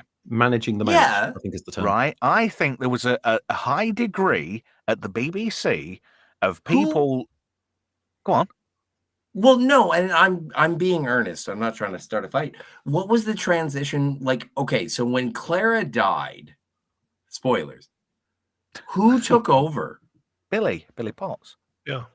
Yeah, no, I know Bill, but I mean in terms of the writing of the show. It was still Moffat at that point. Yeah. So what changed? Well, Chibnall was coming in, Chimballs, wasn't he? Yeah, but that didn't happen for a whole other season. Yeah, no, it was happening, right? Soon as they announced Moffat was going, right? I reckon there was a motive behind that too. Somebody had come up with this idea, right, well, we're going to do this now. We need to get people out of the way. Like a game of chess, pieces were being strategically placed on the board to get certain people out of the way, right? But wasn't there a thing? Like my top 3 doctors of all time are Patrick Troughton, Peter Capaldi, and Christopher Eccleston. So 2 12, and 9. And like the Your thing is that justification, sir. my justification is that I enjoy a man with a recorder. Capaldi is. Oh God! You just give me an Come awful on! flashback. You've given me a flashback there to that fucking To what? awful alien movie, Covenant. Oh, I'll do the I'll do the fingering. fingering. Yeah. Not him. Oh God, I can't stand David Fassbender. He looks a No, proper but I'm wife just saying, beater. I think that the whimsy and the impishness of the Doctor was introduced with Patrick Troughton, and so To a that degree, yeah. introduction really, really resonates with me, if you couldn't tell. And I like the authority of Capaldi and Eccleston in his rage. And so that's why I like those 3 Doctors. Franco says in the chat that Stephen Moffat was a good writer. He wrote Coupling, yes, he did. And yes, he was a great writer. But like I say, when there's dynamic Say the shifts message. behind the Say scenes, the message. the message. There you go. know, Capaldi was great, but the scripts let him down. Feltz 5 says, yes, and that's what I'm trying to say. If you want somebody out of the way, you make life incredibly hard for them. You remove any kind of latitude for them to do anything in terms of acting. If you notice towards the end, Capaldi was more like an impetuous child, like, well, fuck you then. He was sort of fighting against what they were trying to push. The message. Oh, you heartless son of a bitch. I know, I'm terrible. The thing is that was the entire. I know people don't like, what's her name? The Bill chick. Potts. No, not Bill. The one who died, the one who faced the Raven. Oh, Jenna Clara. Coleman. Clara. Well, I People like didn't Clara. like Clara at all until Bill showed up. But people didn't like, and the thing is that I enjoyed, like, what is it? With the one where he punches through the wall of diamonds to try and save? Oh, Heaven Sent. That is one of his Oh, best my ever God. episodes. Yeah, I That's like that amazing. episode. I think that's, would stop and talking I haven't about seen Clara. all of it. You guys are way more experts than me. I'm a casual compared to you, but like that is one of those things where it blew my mind, not only as a character, because I was in love with both of those characters, but also as a science fiction story. And it's like, what if you had 1 billion years to get out of the problem? And I'd it would still get kill you moist by every Clara. time. Doesn't Clara just make you moist? Jenna Coleman. Oh, I'm moist right now. I've had to wring my underpants out because I've been moist at points. I'll. Hey, she was a I model in can't her own really- right before she did. I can't. Oh, I tell you something. If my wife, bless her, Okay. said to Seriously. me, "You get a free pass. You can bone anybody you want," I think it'd have to be Jenna Coleman. I don't think she'd be too fucking happy about that prospect. Yeah, no, exactly. If But, I were to be married and someone in my wife, who is hypothetical, said, you can fuck anybody you want, I would say Jenna Coleman. And I would walk up to Jenna Coleman and say, you know what my wife said? And then I would be maced. I'd make her watch and all just to be a bastard about it, and I'd go, dear. "She's You better can than deep you. fake things now. She's tight. AI is very popular. Do you know, So there is- just a quickie. Yeah. I said something on the radio today, and I thought I would have got in immense trouble about it, but it actually turned out to give me a gold star on my chart in the office. I played a tune from 1992, and I said, that takes me back to a time when my wife was, when my clothes were slack and my wife was tight. Yeah, Now that's funny. the boss came in and he was pissing himself laughing. And Oh, good. he gave me a gold star on my chart. I've got 7 now so far. He this also year. charged you for violations. No. Oh, good. Yeah, but the thing is, she could have been tight with money. Nothing to do with her vulva at all, or any other I don't Swedish know. car she may I've drive. never met your wife. No, you're lucky. Sometimes I wish Oh I had. no! What? Shut up! Your wife is lovely. I'm trying to be as gentlemanly as possible and Oh, failing. no, don't. It's out of character for you. Would anybody be too?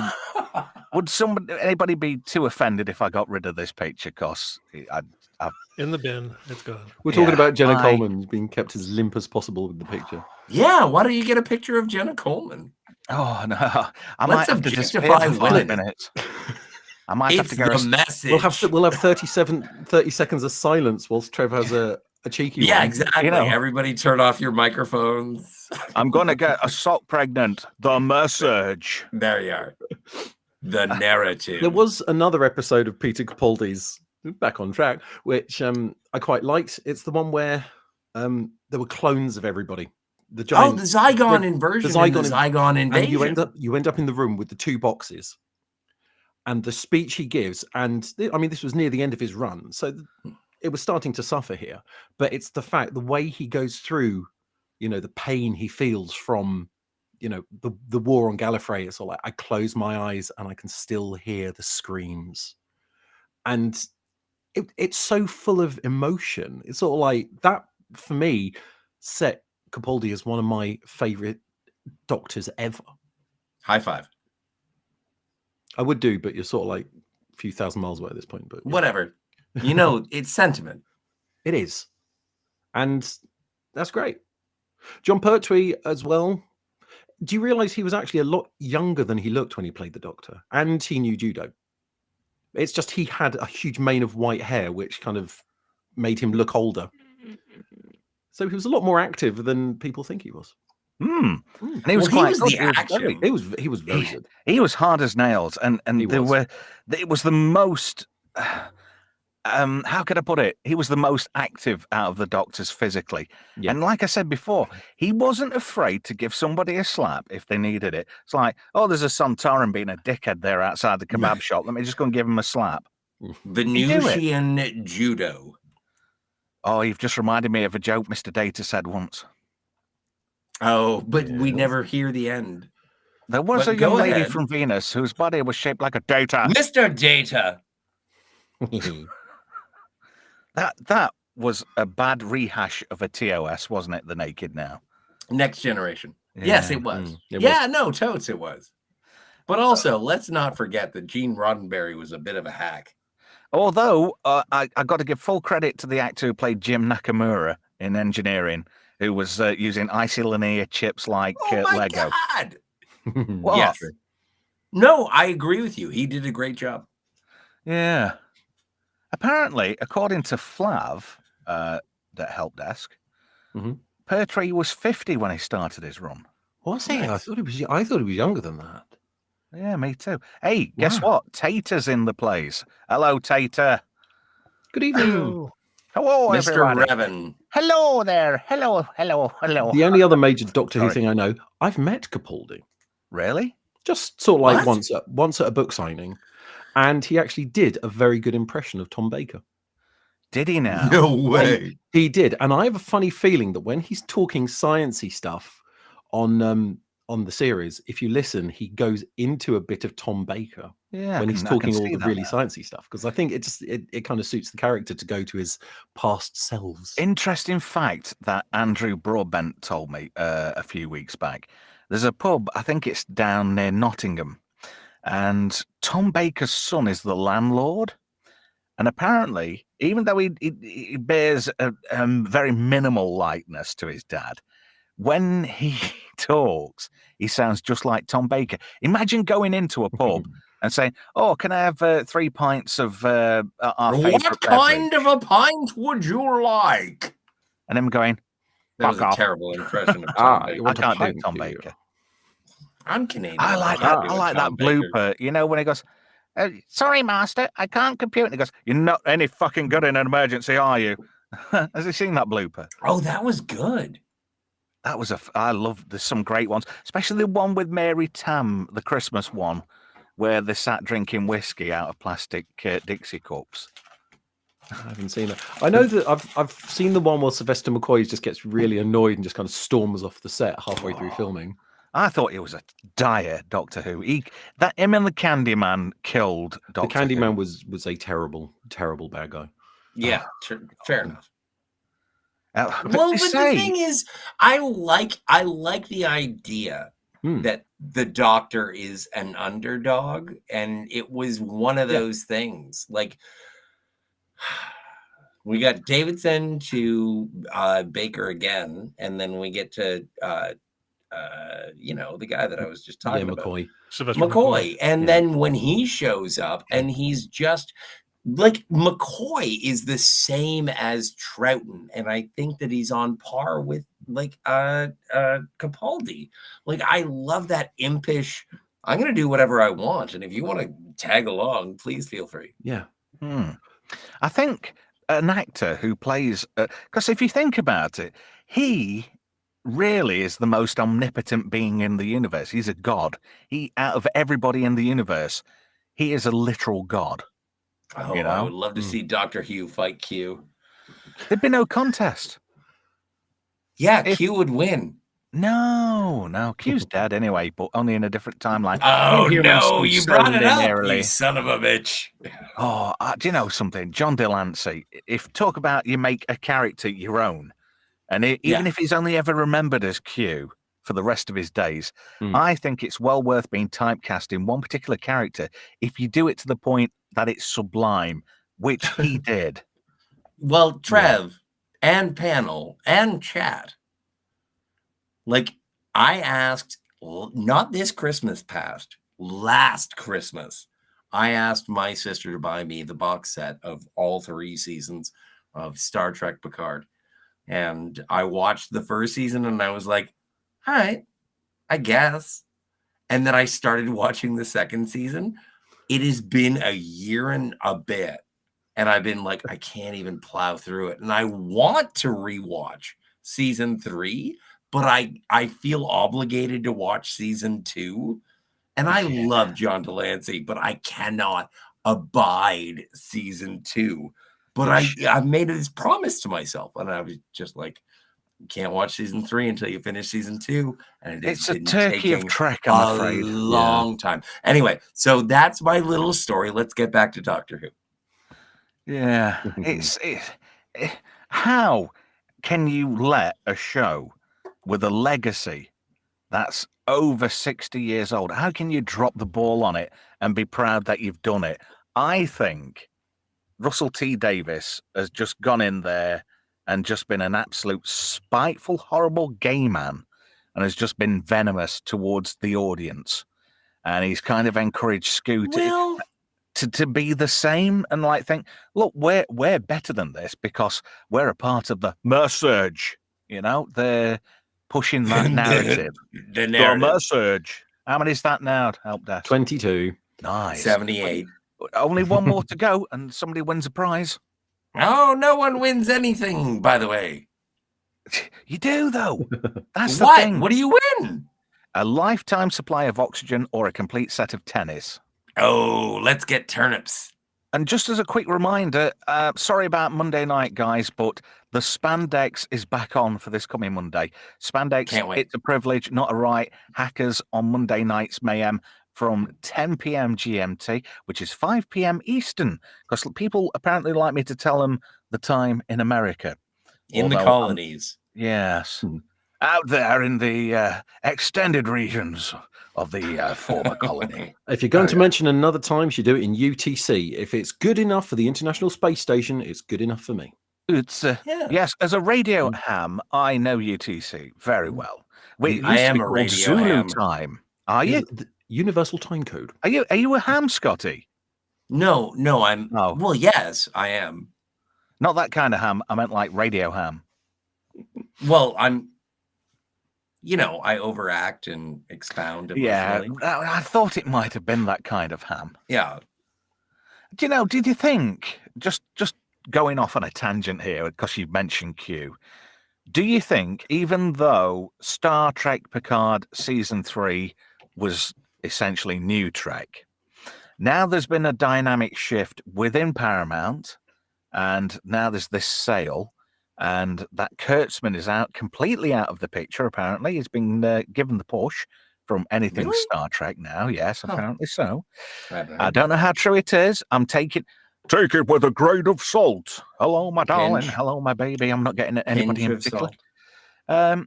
Yeah, but do you think they should develop this extension of the Enterprise G and Seven of Nine being captain of the Enterprise, and Jack Crusher and LaForge's daughter, all that kind of thing? Do you think now there is a possibility that if it were to be developed as a new series, would it be more successful under a different kind of Trek leadership now that Kurtzman is no longer associated with Star Trek? That's a Yeah, tough one. if Kurtzman's out of the picture, at least you have a chance. I mean, Terry Metalis didn't do a bad job with season 3 of That's Picard. true. Yeah, but less member I berries. agree. That season Well, no, 3 I'm just saying. relied too heavily on member berries. Hmm. That was its only. That was its only You downfall. know what? I refuse to accept that, because when you are talking But it is about true. what? That you're having a historically referential universe, and they are referring to things that happened before. You don't like that? Like I understand context, member berries, jangly context, keys. Like I remember context that. and overuse, right? Where there is no need for that. Where there's Do you think that more of Picard a season push. 3 was too? Was it overt? Was it was too it overt? was two member berries in places. Yes, But definitely. it Of was course a it reunion movie. It was basically Return to Gilligan's Island. Yeah, it is the swan song for the next gen, and I understand that. Yes. But if you think about season 1 of Picard, and I prefer not right, and some parts of season 3, it was just basically it was the draggage from Nemesis, and there was too much of that. It was and you know what? And here's something, Trev, and anyone else who wishes to respond, is the thing is, I fucking loathe Star Trek Nemesis. I think it is the worst thing that has ever happened to Star Trek. If you are going to have a dune buggy chase in the middle of your Star Trek movie, then you are a hack and stupid. You are placating the vanity of every cast member who is there. Fuck Patrick Stewart. Fuck Patrick Stewart in his bulldog for that, if I may go so far. So when anybody goes and says, it's like, oh yeah, Star Trek Picard is like a bunch of people who only know the movies. And I'm like, oh no, it's worse than that. Star Trek Picard is only people who saw Nemesis. Nemesis is the worst thing, aside from Discovery, to happen to Star Trek. And if you want to come at me, bro, I'll meet you at the monkey bars after school. Oh, no. Well, look, it's on like Donkey Kong. Fuck that. Let's do this now. If you want to blame anybody for how bad Star Trek Nemesis is, now there's well, you can Brent Spiner, Brent Spiner, the Rick guy Berman, who wrote Gladiator. Fuck him. I would say Star Trek Resurrection is worse than Nemesis. Insurrection. Insurrection, excuse me. Insurrection. Yeah, that is definitely a bit No, turkey. Insurrection is so much better. No, it's not. Well, it's all right, because we've got Starfleet Academy to look forward to. I can't wait to furiously masturbate with the lubrication of my own tears. Oh God! Please Are they all state the kids in nature that? of the medical emergency. I've just hung myself. Right, you're right. Trek I'm is sorry. I shit. should withdraw such a statement. Anyway, back to the blame for Nemesis. Sorry, yes. You've only got 4 people to blame for that: Brent Spiner, Rick Berman, John Logan, and Stuart Baird. Yeah. Fuck Stuart Baird. Is he still alive, and why? He was in Nemesis as well. Was he? What? Yeah. Ooh, I must have Taylor missed on that. Intermix Chamber. He was the voice of the computer on board the Scimitar. And he is an Academy Award winning For what? editor. Bad movies. He should have Many stuck to good movies. No, He should he's have an stuck to accomplished editing. filmmaker. Look, you know, he might He have done, just but sucks at Star Trek. he just didn't have a clue. I don't think he understood the material. He just thought this is another You gig. think? Yeah, no shit. But I just think he thought, this is just a gig, bang on, I'll take the money and run. And it didn't work out. No. And Tom Hardy was fucking heartbroken by this movie. He Yeah. nearly did something really stupid because of this movie. It destroyed his confidence for years because everybody turned around and said, that film was shit and that's on you. And it was unfair because Tom Hardy is is a credit to British acting. There's not many Yeah, he's people, fine. him and Gary Oldman, there's not that many people What? you can say are fantastic actors. That's a bit. No, You're as saying well, Tom I'm- Hardy and Gary Oldman are on par? No, they're on point in their respective genres and roles, but there's All not right. many people you can say in British acting are the people that you'd go to for a Hollywood action movie. Fair enough, Tom Hardy has let himself down with the Venom movies, which Yes. started off as a good idea, but there was no need for 2. There was definitely no need for 3 either. Oh no. Hmm. Well, But he's and still the a great thing actor. is that Have you seen I Bronson? don't Have you I seen don't get Bronson? upset about the Venom movies because Michelle Williams is in there, and Michelle Williams thinks she's a serious actress. Well, she's that good. Heath Ledger took an extra fucking tablet just to get away from her, to be fair. Oh, come on. That's rude. No, I know that. I take that back. That was just mean on my part. But just going back onto Tom Hardy, have you ever seen the film Bronson? I'm guessing you haven't. Oh, no, I have. What did you think to him in Bronson? Because I thought he was fucking brilliant in that role. Sword in the Storm says he was shit in Bane. He was shit as Bane, yes. Yes, but I enjoyed the South Park. Everybody talking like Bane. I think know my that sounds favorite. nothing I like think my Bane. favorite Tom Hardy performance is in Inception. Is that he plays a gentleman? I like This Means War, which is Captain Picard's clone versus the interdimensional Captain Temporal Kirk. DNA. And so like I do think he's a capable actor, but I don't think that he deserves anything. Well, that's your opinion. You're entitled to it. Fuck you. Yeah, come on, man. Franco Walker says, how about Jeremy Irons? No, right? You don't like Jeremy Irons? No, What's wrong with because he Jeremy used to be Irons? in a children's TV show when I was little, a thing called Play School, if anybody remembers that. And I went to see Play School live at the Nottingham Theatre about 1977. And I saw him on stage with Brian Cant and all those other characters in it. Although I must admit, I did go and see it, because of Floella Benjamin. I liked her. Interesting thing here. Finity the Timey Wimey says, Bronson, is that the Grange Hill movie? To which Minimum says, sounds like Grange Hill. Bronson's got to pay.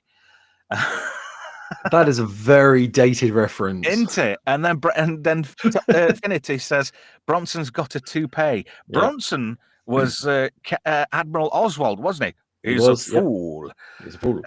He came out of Lightspeed too early. Yeah. The guy who gets force choked by Vader in Empire Strikes Back. Captain, not Piet. Captain Ozzel? No, General Ozzel. No, Admiral Captain Oswald. Piet.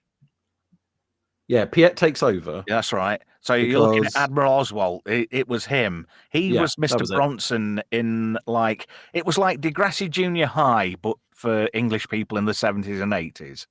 If that puts Dr. it in context for you. Dr. Zaius was choked by Darth Vader. Yeah. I wonder if he ever gave himself a force wank. Probably. Is that even possible?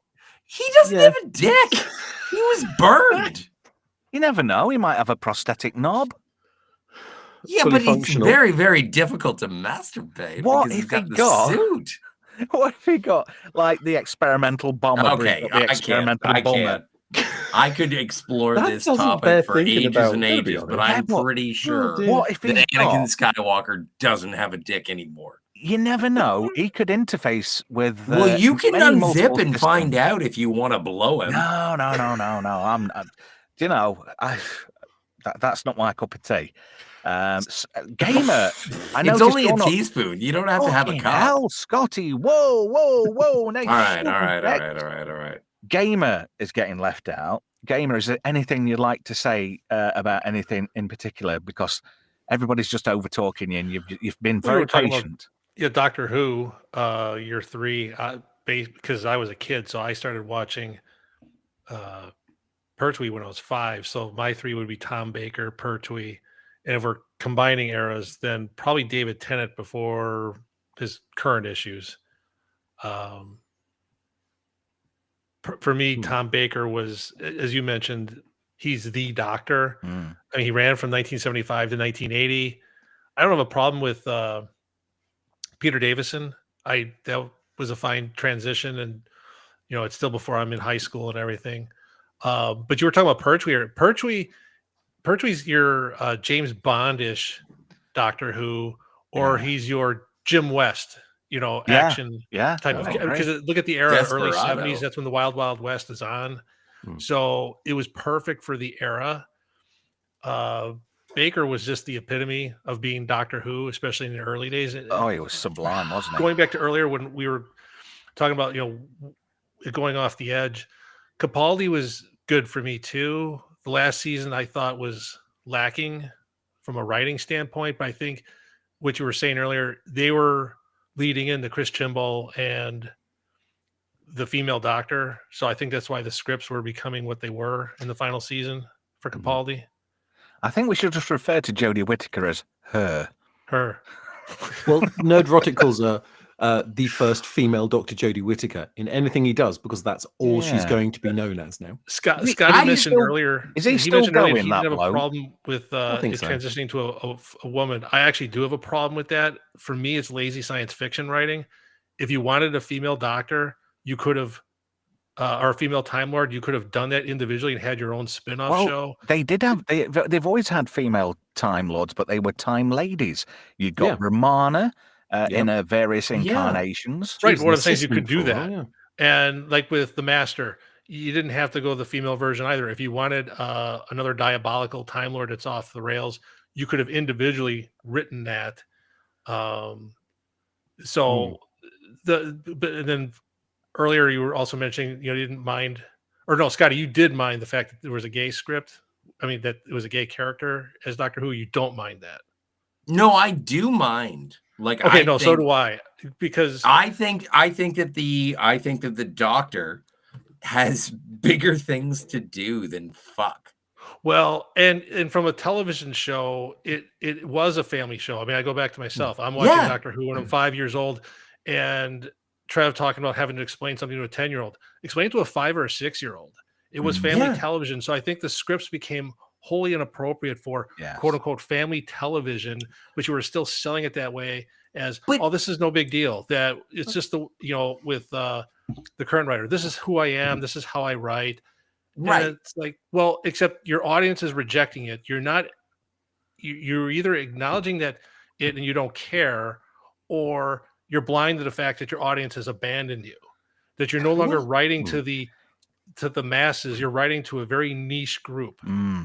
I Well, always remember the argument that they have between Capaldi. Scotty, you're like a fucking wrecking ball. I am the wrecking ball. Does but I'm anybody just ever saying, told you to wait your fucking turn? wait, but I want to confront what you just said. I Don't want to hold say, back, you know. in terms of Eccleston and Rose, and when people say, "I'm not your boyfriend," when the Doctor says, "I'm not your boyfriend," You do it's it for like, a bag I of am chips, here though, for won't you to help. I want to teach you. I think it's really touching. And as opposed to, I want to do my sexy. And it's like, fuck off. No, exactly. You're not sexy. You're supposed to be a teacher from the beginning. Children should not be put in a position where you have to explain the whole dynamics of adult sexual wants and needs, whether it be through a TV show or otherwise. Kids should be allowed to be as fucking innocent as possible for as long as possible, because the world is a fucking shitty and nasty place, and there's a lot of fucking weirdos out there what want to take advantage of shit like that. Not all of Yeah. them watch the streams as And well. Captain Jack, you know, No, no. he's either bisexual I or say he's gay. Death But his to- show, was, Death you to know, all Torchwood turbo was on nonsense. Showtime, so you could get away with that. Whenever I watch Doctor Who, I always, how can I define it? I always saw him as being asexual, as in no particular attraction to anyone or anything. It was just sort of like he'd been around for long enough to not actually give a shit. Right. So the first kiss Doctor Who had was in the 90s movie with Paul McGann. That's Yeah, the first true. time the Doctor kissed anyone. when he kissed Grace. Exactly. Yeah. And that was pretty much just a kiss. And then Yeah. Eccleston, I don't think did he kiss Rose at all? I can't remember now. I don't think Might, so. might I have don't given her a think so. cheeky peck And on the then- cheek or something. And then that's Yeah, about as cheek, far as- forehead, and then- whatever. Yeah, and then Tennant did, but I think that was the Doctor split. So it was the second split one who ended Doctor, up in yeah. Bad Wolf Bay. Yep. And then River Song and Matt Smith, and then there was tons of snogging, and yeah, but I never saw the Doctor as actually having any sort of need for it. He came from a race that was effectively immortal. That procreation was probably not high on the list of things to do. And Well, it wasn't overt and in your face. Either. Yeah. You've missed a And I plot don't want point to there. fall in love with Nope. someone who's going to die in 80 years. Yeah, you're going, 'Cause you're, I'm you're immortal. 900 years old and you spend 20, 30 years with someone before they pass away. Well, That's- And according I to don't new want that canon, pain. according to new canon, the Doctor isn't from Gallifrey or a Time Lord because of the Timeless Child. That whole episode, which should be Yeah. I've never retconned, seen it. really. You'd not. It's- You'd be fucking angry watching it. Yep. To be fair. Yeah. Because it Well, then I takes won't everything watch about it. Doctor Who. I mean, Doctor Who, who, they call him the Doctor is. because he wants to make everyone better. And that line Welcome in to the movie, the Owl podcast. the Doctor's half human. That never went anywhere either, did it? No. No. I want, oh God, what was it? I heard someone talking about how could you reset it? And you could, they just said the easiest thing to do is you go back to Capaldi with someone taking one of those dream crabs off his face and saying, God, Doctor, we thought we lost you for a second there. Are you all right? It's like, wow, I had a weird dream where I was a woman, then a black man. I tell you, you've just given me a great idea how you could have reset Doctor Who, and it would have involved a couple of face huggers for certain people involved with Doctor Who. That's how you sort that problem out. A bit of a LV426 hug. But I yeah, am completely unqualified to talk about how to fix Doctor Who. Obviously, new writers. how I don't know about- who they are. How But about what I say fucking is that you writers who throw have got in- morals? You need You writing, throw a in writing Brian staff Cox, that need morals. You need or writers you with throw morals. in what's the name of Does the he lady? put us all on who- mute and just carry on? Is that how you do Well, it? no, I'm explaining. There are two options. It's either Brian Cox or Helen Mirren. No. What as the Doctor? Yeah. No, you're totally you're missing out on. I said recently on X that a perfect person to reboot Doctor Who and be the Doctor for at least 2 or 3 seasons would be, and get ready for this, Sean Pertwee. What do you reckon to that?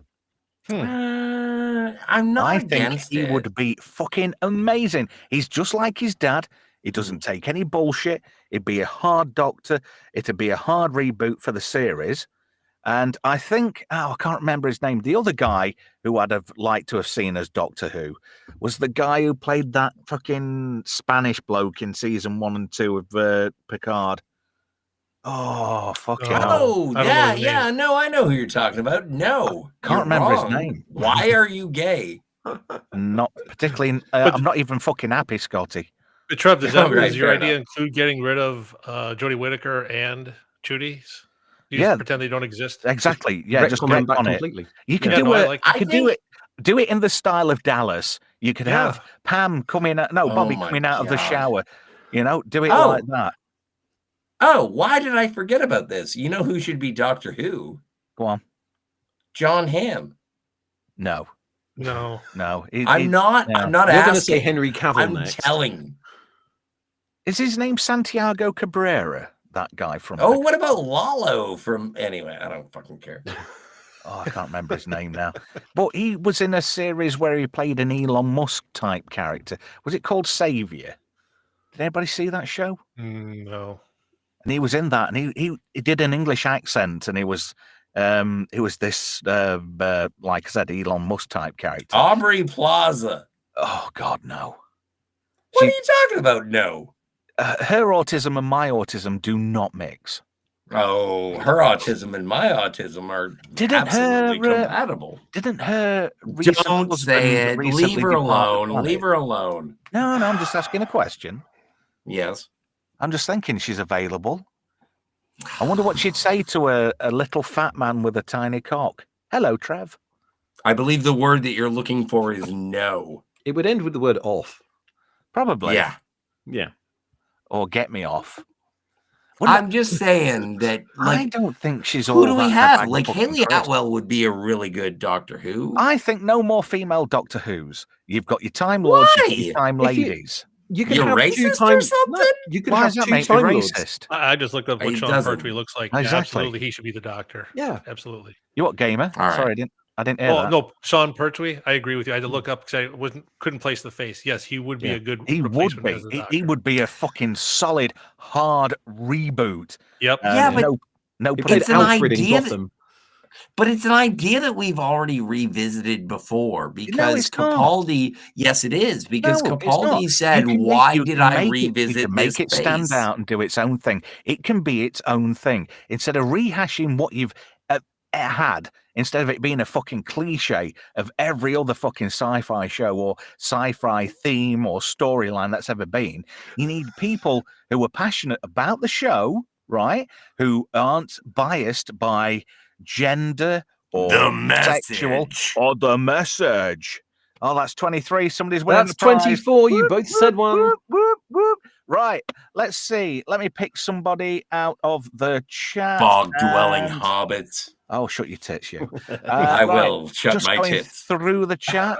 Franco Walker, congratulations. You're the first winner on Fubar Friday. You've got your pick. You can either have a complete set of tennis or a lifetime supply of oxygen. Let me know in the chat what you'd rather pick, and we'll send help desk round with that for you in his lorry. And We still no got one that go- lorry. Oh, No one goes who home played empty-handed. Spider-Man? Pardon? Toby Who Maguire, played Spider-Man? Which one? And Richard Andrew- Hammond. The or last Nicholas one, the Hammond? most recent Spider-Man. Tom Holland. Yeah, Tom Holland. Yeah. What No. if he was just like a scrambling, No. scared Doctor Who? No. No. Andrew Oh. Garfield would probably make a good doctor. Actually. Oh, Jesus. Oh, that's not a bad idea. Right, I'm thinking this is possibly Swappers, one of his soccer accounts. Richard Ayoade That would be a very- terrible doctor. Richard Ayoade. He sounds like he needs a shit and to blow his nose at the same time. Do you know that's a put-on that- voice? Trev, That is what? can you put Feltz Five's comment up? He's typed it several times now. Yes! Is it this one? No, that's it. Yes! There we go. Oh, here's one. Daleks. Yeah, Fuck Swappers would like off. this one. And I know quite a few of you in there. The oldest gamer says, sword, don't... Oh, sorry, wrong one. I'm shit That at we got- this. After like 9 episodes of doing a live stream, you'd think I'd be getting a fucking clue by now. But Sword in the Storm Atwell, I says, think Atwell would could be a good actually pull companion. off. I think Atwell could. Who? I think Me? Well, that was You pretty love much Love Tom it, Melvin, yeah. though. He doesn't like Haley. Come on. I like girls doing amazing things. Anyway, Oh, this is interesting. Flav says, I'll take the air, please, Bob. Gavin Blackburn, he says, oxygen. Yeah, oxygen. That's a good one. Yeah. fantastic. And Are you lifetime going to supply gamble of for the oxygen. star And- prize? Right, everybody, a round of applause for Franco Walker, the first winner on a Yay. Trev live stream, who's won himself a lifetime supply of oxygen. Well done. Here's one for you, Scotty. Tom says, Scotty, have you done 2 bottles of Baileys? 2? That's a lot. Wow. Hey, and speaking of interesting comments, Digital Shut your Artisan tits, says, shut you." your tits, you. Best thing I've heard all night. You're welcome. Oh, Feltz 5. He's on about Matt Holness, the guy who played Garth Marenghi, would be good. I think, yeah, Matt Holness would be good. And here we go, Scotty. This is you. This is the Scotty effect. Everyone talk at once. We're going to stop doing that, right? I'll let you know when you can Make no talk. promises. I don't know Shut what your you pitch, you. It could That's be, it now. I'm going to greet you with That's, that. yeah, I now. think Well, no, you know I mean, what you I could- think is. Yeah. Yeah. It's Well, fine. congratulations to Franco on winning. And an interesting comment from Feltz 5. Dean Lerner, that's the guy. It's just Richard Ayoade, but with a shotgun in Dark Place. Oh, we're going to have to do that one night. We need to, get swappers on, because he loves Dark Place. Did you see it, Help Desk? What, Dog Place? Yeah. I've been working my way through it. I've had a lot of other things to watch, and halftime hasn't helped because my entire time is taken up with making sure the kids don't attempt anything stupid. True. But I bet you've not seen it, have you, Gamer? No, I have not. Oh, it's a shame. Dark Place is good. It is. It's a spoof. It's like a spoof of a spoof that breaks the fourth wall of spoofs, if that makes sense. Everything's ADR'd. It's lovely.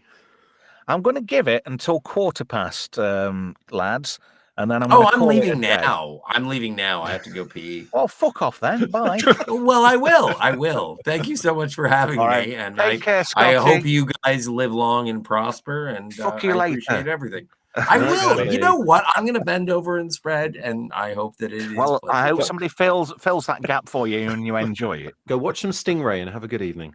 Yeah. Oh no, I'm gonna go watch Captain America 4 again. Oh, for fuck's sake! I bet you're into. I bet he's into S&M. He's the kind of bloke that pays to be hurt. He loves that. I thought you meant Marks and Spencer for a second. I got really confused. Ashen Prism says spoofing the spoof of spoofs. I agree. Yes, you've got to have a good spoof now and again. Yeah. Oh, I love, as much as I love you, Scotty. It's a breath of fresh air when you fuck off, Jesus. Oh, it's like a concrete mixer on acid, isn't he? Or a JCB on acid. The thing about Scotty talking is it's fine. His life seems so much brighter when he stops. True. I don't know how he breathes. He must breathe through his fucking ears or something. Because he doesn't take a breath. We need to talk to anti-derivative Jill about how to keep him on a leash. Oh God, no! We're back to the S&M thing again. Never mind. Yeah, I think he'd enjoy it. I really do think he'd enjoy it. Chat, you're being a bit too quiet, right? As there's like 14 minutes of the show left, I just thought you might want to get your word in on anything in particular. It's up to you. Get typing, tippy-tapping, and if you know somebody who's got no life and you think they might enjoy this shit, please tell them to consider subscribing to the channel, like the stream, and comment below, because I love replying. Have you noticed that? You go to some people's channels and they very seldom reply to everybody, but I always make it a point to actually go in and thank everybody, or reply to everybody, or like on the comments and stuff like that. We got a good group. We got 23 people still. Yeah. I know. I enjoy it. I love. Do you know, that's the one thing I love most out of doing this, is just connecting with people who think the same shit. You know, we're all people with a similar mindset and an outlook, and we all enjoy the same kind of things, which I think is great. Like I said before, I'm going to read the blurb on the screen. Be really stoked if you consider subscribing to the channel. We're at 148. I'm not letting it go to me head, Pete. Don't worry. But it'd be nice to get to 150. It'd be nice, ideally, to get to 5K before anybody else we know. That'd be quite interesting. I'd like 1,000. Could we get, yeah. Oh, you're streaming with Tater later, aren't you? What do you want to give us a plug for that? Tater, repost the link, please, because it's a million miles up. If you want to. 8:30 tonight. Well, that's my time, Eastern. We will be talking about Godzilla -1. Ah. Feltz 5 says, "Cool, it's Sanchez, or you'll get a knuckle sandwich." That's a classic line. Cool it, Sanchez, or you'll get a knuckle sandwich. I love. Take it easy, Dag. Trev, have you seen the stills from the new He-Man movie?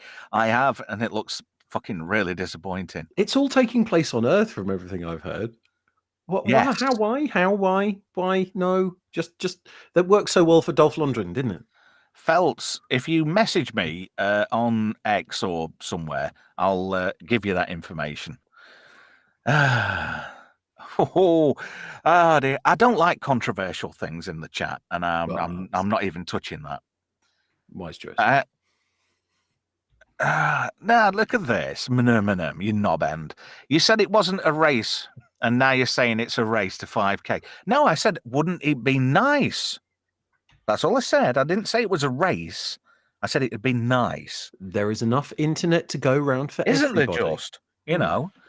But like I said, I'm not doing it for the big-headed shit. You know? I'm doing it for the fun. I'm doing it to enjoy it. But if I can get as many people watching as possible and we're sharing the fun, because right, help desk, what did we say? The initial mission statement was to make YouTube fun again. Did we or did we not say that? We did. That is what it's entirely based on. It's changed its name a couple of times, and I love the fact that in my message box it's just listed as a good vibes YouTuber's ass. Yes, you did make a point of posting that. I mean, everyone talking at once. That's the best. Or you I yelling thought at it's Scotty. fun. Could you breathe out I'm your sorry. ears? You know, that is the one thing that really fucking annoys me. I love Scotty, and I've told him before, but I don't want everybody competing just to fucking be heard.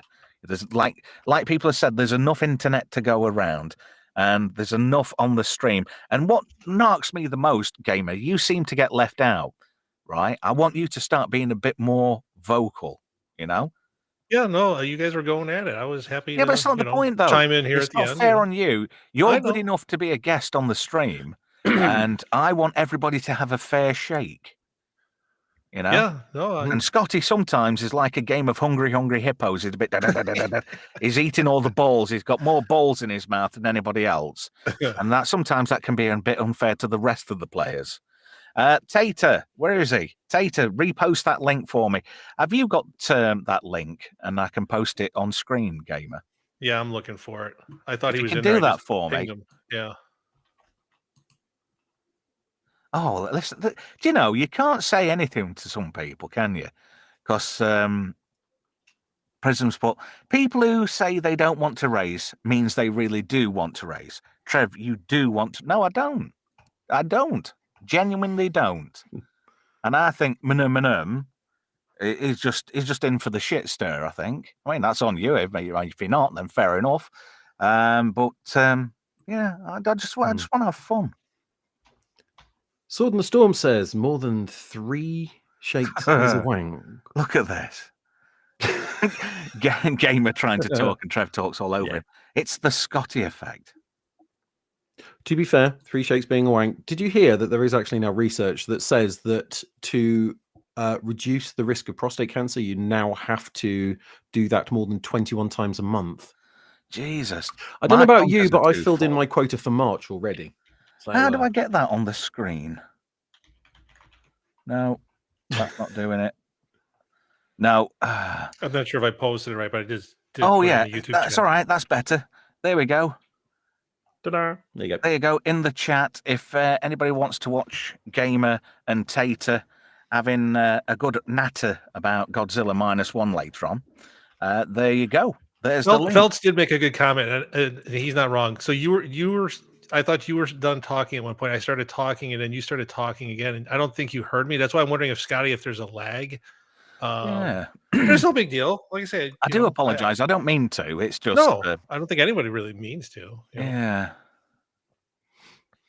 Anyway, we kind of killed it there, didn't we? Sorry, Flav says can confirm that does not work. Well, it doesn't hurt trying. Got to make sure. Speaking of Star Trek, you'd end up with a. Sorry, I'm doing it again. Sorry, Gamer. No, that's okay. I'm sorry. The MCU. Did you see that they're talking about a second season of both Hawkeye and no, the Witch program that I didn't watch? I'm trying to think. Well, Agatha, really? Agatha. Yeah. How can they do another series of Hawkeye? I thought it was all mashed up. He got run over by a snowmobile. Yeah, I don't understand because they allegedly just killed 3 shows that were in production, and you're going to bring these back. I heard why. I thought they were shelving all of those for a few years until everything calmed down. Oh, unless the Hollywood sites are just kind of, it's been a slow because it seemed to be the run of the all the Holly, I don't want to pick one out in particular, but the various media sites seem to be running with it all day today. Yeah, it's been a slow. man. It's been a slow week, hasn't it? To be fair. Yeah. Well, post Super Bowl, yeah. I mean, this is a dead week, kind of. After the Daytona 500, I think you're kind of in a lull. Yeah. So, as somebody, I mean, I didn't watch Hawkeye. Was it Jeremy Renner? Did he Yeah. carry Oh, on? I with the enjoyed it. actor? Yeah. And is this I don't. post accident or is this before his accident? After, because he's going deaf. Hey, Oh, you mean that real life accident? I thought you meant like all the battles in the MCU. no, This is no, no. before. You got run over by a snowplow or something, didn't he? Yeah, no, it was before.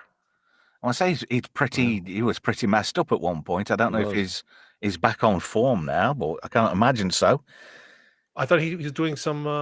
He was filming something. I thought he was back on his feet. I'm hoping so. Hey, Franco's made a good point in the chat.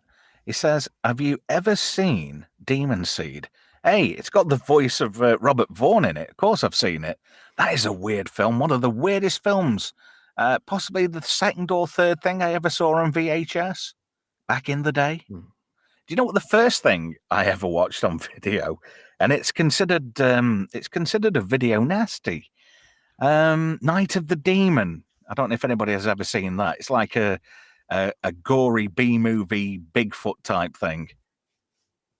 No, I've not. Oh, it's really bad. Intriguing. It is really bad. When everything was a video nasty. I remember being in a video shop and wanted to rent a certain film, and it was a cartoon, and my mother was dragging me out because it was actually an adult-themed cartoon. Oh no. Yeah. Yeah. No, you're not having that. Come on. I think she appeased me by renting 2001: A Space Odyssey. And that was the first time I watched that. And at that age, I was like, this is shit. But now I appreciate the film and what Kubrick was actually trying to get across. And I've overrun on time. So what I'm going to do, I'm going to thank everybody in the chat. Thank you to everybody who's watched tonight. I really do appreciate it. And thank you to everybody who's contributed in the chat. Thank you even to Scotty. Tom's just come out with a good one. Irotsuki Doji, Legend of the Overfiend. Yes, that is a fantastic manga. I've also seen, is it Legend of the Demon Womb after that? Can't remember. But that was a great anime back in the day. I want to say thank you to Gamer for joining us this evening. Thank you for your contribution, sir. Yes, it was Fritz the Cat, I think, Sword in the Storm. Thank you, Help Desk. Hey, it's been fun. We did finish on 24, so only the one winner this evening. But thanks for playing, everyone. Yeah, that's not bad. And I've already said thank you to everybody in the chat. Even thank you to our very favourite Canadian motormouth, Scotty. Jesus. How many? He must not breathe. How can anybody just function and be totally hypoxic? Thank you to Brian as well, who's in there. And thank you once again to everybody who's joined us. And I've really enjoyed it tonight. Don't forget, let me try and get in this panel thing here because I want to give this a plug before we go. On Monday Night Mayhem, this coming week, we're going to do Hackers, which we were going to do last week, but something cropped up. And as Matthew Lillard says in the movie, spandex, it's a privilege, not a right. I like that. It's a great film. And I almost, when I log back into here, oh, somebody's coming downstairs. When I logged back into here and I thought, I've got all these slideshows and presentations. I almost deleted them, not thinking they were already uploaded from Monday. And I'm like, derp. So thank you, panel. Thank you, chat. Thank you for joining me. And take care. Look after yourself. Enjoy your weekend.